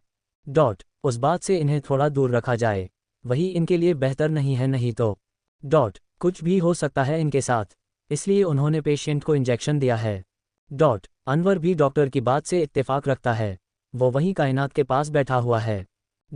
ऑपरेशन थिएटर में डॉक्टरों के लगाए सर्जिकल शॉक की वजह से आदिल पर ज़्यादा असर नहीं हो रहा था। चीफ सर्जन बाकी डॉक्टर्स से इशारों में कहता है, टाइम कम है। जल्द से जल्द ब्लीडिंग रोकनी होगी। आदिल की आंखें तो बंद हैं, लेकिन आदिल के दिमाग में जहां उसे काला अंधेरा दिखाई दे रहा था, वहां उसे हर तरफ सफ़ेद रोशनी नजर आ रही थी। उसे उसके डैड दिखाई दिए। उनको देखकर आदिल काफ़ी खुश है। वो आदिल के पास आते हैं और कहते हैं, तुम मेरे बहादुर बेटे हो, तुमने सब कुछ अच्छे से संभाला हुआ है, तुमको अभी बहुत दूर जाना है, तुम इस तरह से हार नहीं सकते हो, तुमको हार नहीं माननी है, तुमको तो अभी पूरी दुनिया पर छाना है। तुम्हारा नाम आदिल के बेटा, जिसका मतलब ही इंसाफ करने वाला होता है। बेटा तुम अब उठो और दुनिया को दिखा दो, बुरी ताकतों को दिखा तो तुम हारे नहीं हो, तुम्हें जीतना है, मैं तुम्हारे साथ हमेशा रहूंगा। अचानक से आदिल एक गहरी सांस लेता है। उसको सांस लेता देख डॉक्टर्स को भी सांस आती है। उसकी सांसें फिर से चलने लगी। डॉक्टर्स को उसके बचने के चांसेज ना के बराबर दिखाई दे रहे थे। लेकिन आदिल की इस तरह से सांसें लेने से उनकी उम्मीद बंध जाती है कि वो उसे अब बचा लेंगे। वहीं दुनिया के दूसरे एक अनजान जगह पर कोई आदिल की इस कंडीशन पर खुश हो रहा था। उसे लग रहा था उसने आदिल को आखिरकार मार दिया है। उसको जो चाहिए वो अब बिना किसी परेशानी के मिल जाएगा। उसके पास वो भी मौजूद था जिसने आदिल पर हमला किया था। वो बस अपने मालिक का गुलाम था, शैतान जिन, उसी ने आदिल पर तीर से वार किया था। तभी वो किसी भी कैमरे की नज़र में नहीं आया था। वो बस अपने मालिक के हुक्म की तामीर कर रहा था। और उसका मालिक आदिल को मरता हुआ देखना चाहता था। हर हाल में उसे आदिल की मौत चाहिए थी। बस वो उस खबर का इंतजार कर रहा था जिससे पता चल जाएगा कि आदिल की मौत हो चुकी है। 2 बार वो आदिल को मारने से चूक चुका था, लेकिन उसको इस बात का अंदाजा बिल्कुल नहीं था कि पहली बार में ही आदिल लगभग मर चुका था। उसे बेतलम जिन ने शर्तों के साथ वापस दोबारा इस दुनिया में भेजा। उसे ये नहीं मालूम था आदिल के पास जिन की दी हुई शक्तियां है। लेकिन आज वो अपने मकसद में लगभग कामयाब होने वाला है। वो जश्न मनाने का इंतजार कर रहा था। ये शख्स और कोई नहीं, कायनात का बड़ा भाई गफ्फार खान था, जिसने अपने गुलाम जिन से दूसरी बार आदिल पर अटैक करवाया था। लेकिन उधर हॉस्पिटल के बाहर कुछ ऐसा हुआ, समय रुक गया था। हर तरफ सिर्फ धुआं, यहाँ तक कि मीडिया जो अस्पताल के बाहर मौजूद थी, उसके कैमरे रुक चुके थे। वहाँ मौजूद सभी लोग जैसे मूर्ति बन चुके थे। जो जैसा था वो वैसे ही रुका हुआ था। अस्पताल में एक हवा दाखिल हुई। वो सीधे ऑपरेशन थिएटर के डोर को पार करती हुई आदिल के पास जा पहुंची। वहां पर भी डॉक्टर स्टैचू बन चुके थे। उस हवा ने अपना रूप बना लिया था। वो बेतलम जिन था। उसने आदिल के पेट पर हाथ फेरा। तो उसका खून बहना बंद हो गया। उसने आदिल से अपनी आंखें खोलने के लिए। आदिल ने अपनी आंखें खोल दी। उसके सामने बेतलम जिन था। सफ़ेद बर्फ की तरह लबादा पहने उसने आदिल से कहा, तुमको अभी अपनी शर्तें पूरी करनी है। बिना शर्त पूरी किए तुम इस दुनिया से नहीं जा सकते। तुमको जिंदा रहना होगा। फिर बेतलम जिन हवा में बदल गया और सब कुछ पहले की तरह नॉर्मल हो गया। किसी को कुछ नहीं पता चल पाया कि आखिर कुछ सेकंड के लिए वो स्टैचू बन चुके थे। रुकी हुई घड़ी भी सही वक्त बता रही थी। डॉक्टर्स जो आदिल का खून रोकने की कोशिश में थे, वो हैरान थे। आदिल का ब्लीडिंग रुक चुकी थी और आदिल को होश आ रहा था। ओटी में मौजूद डॉक्टर्स और सर्जन ने ऐसा अपने करियर में कभी नहीं देखा था। सभी सन थे। आदिल का ब्लड रुक जाने के बाद उनके लिए ऑपरेशन करना आसान हो गया। उन्होंने सावधानी के साथ आदिल का ऑपरेशन किया। लेकिन उस वक्त आदिल होश में था, लेकिन उसे एहसास नहीं हो रहा था कि उसका ऑपरेशन हो रहा है।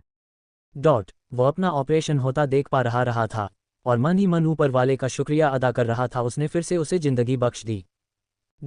आदिल का ऑपरेशन सक्सेसफुल रहा। डॉक्टर्स ने भी राहत की सांस ली। समायरा और शोएब ने सर्जन को ओटी से बाहर आते देखा तो भागकर उसके पास पहुंच गए। डॉक्टर ने खुशी से बताया कि ऑपरेशन सक्सेसफुल रहा और आदिल की जान बच गई है। दोनों भाई बहन उनको बार बार शुक्रिया अदा करने लगे। थोड़ी ही देर में डॉक्टरों की टीम भी बाहर आ गई। समायरा तो हर डॉक्टर के पास जाकर उनको गले लगा रही थी और उनका शुक्रिया अदा कर रही थी। मीडिया के पास जाकर कंपनी के मैनेजर और सर्जन ने जाकर अपडेट दी कि आदिल का ऑपरेशन सफल रहा और वो अब खतरे से बाहर है। ये खबर भी आग की तरह फैल गई। जितने लोग भी आदिल के लिए दुआएं मांग रहे थे, सभी की दुआएं कबूल हो गई थीं। मुफ्ती साहब को भी आदिल की खबर मिल चुकी थी। वो उसके लिए शुक्राने की नमाज पढ़ने चले गए जब उनको पता चला कि आदिल की जान खतरे से बाहर है। उधर ओम और अनुज एयरपोर्ट पर आ चुके थे। अनुज से लैंड करते ही मैनेजर को कॉल की और आदिल का हाल पूछा तो उसने अनुज को आदिल की खैरियत बताती। अनुज ने साथ चल रहे ओम को भी उसके बारे में बता दिया। दोनों ही आदिल को लेकर प्रे कर रहे थे और सीधे उन्होंने एयरपोर्ट से हॉस्पिटल जाने के लिए कैब बुक की। वहीं कायनात इंजेक्शन लगने की वजह से बेहोश थी, लेकिन उसके भाई अनवर को आदिल की न्यूज़ पता चल चुकी थी। उसको सोशल मीडिया के जरिए पता लग गया था कि उसका ऑपरेशन सक्सेसफुल रहा। उसने भी ऊपर वाले का शुक्रिया अदा किया। वो समझ चुका था कि कायनात आदिल को चाहती है, तभी उसकी ये हालत हुई है। उधर आदिल के दुश्मन गफ्फार खान के पास भी ये खबर पहुंच चुकी थी। वो तो आदिल के जिंदा होने का सुनकर पागल होसा हो गया, चीजें तोड़ने लगा। उसे समझ नहीं आ रहा था ये कैसा पॉसिबल हो गया। उस तीर ने आदिल के पेट को चीर दिया था। डॉक्टर्स ने उसे कैसे बचा लिया, वो ये सोच कर गुस्से में कांपा जा रहा था। उसने अब इंडिया जाने का डिसाइड किया। अब गफ्फार खान इंडिया जाकर आदिल के साथ क्या करेगा। बेतलम जिन ने आदिल से फिर से वहीं शर्तों को लेकर बात की। क्या है वो शर्तें? अब क्या आदिल वो बेतलम जिन से उन शर्तों के बारे में पूछेगा? जानने के लिए सुनिए अगला एपिसोड सुपर पावर्स की दुनिया का।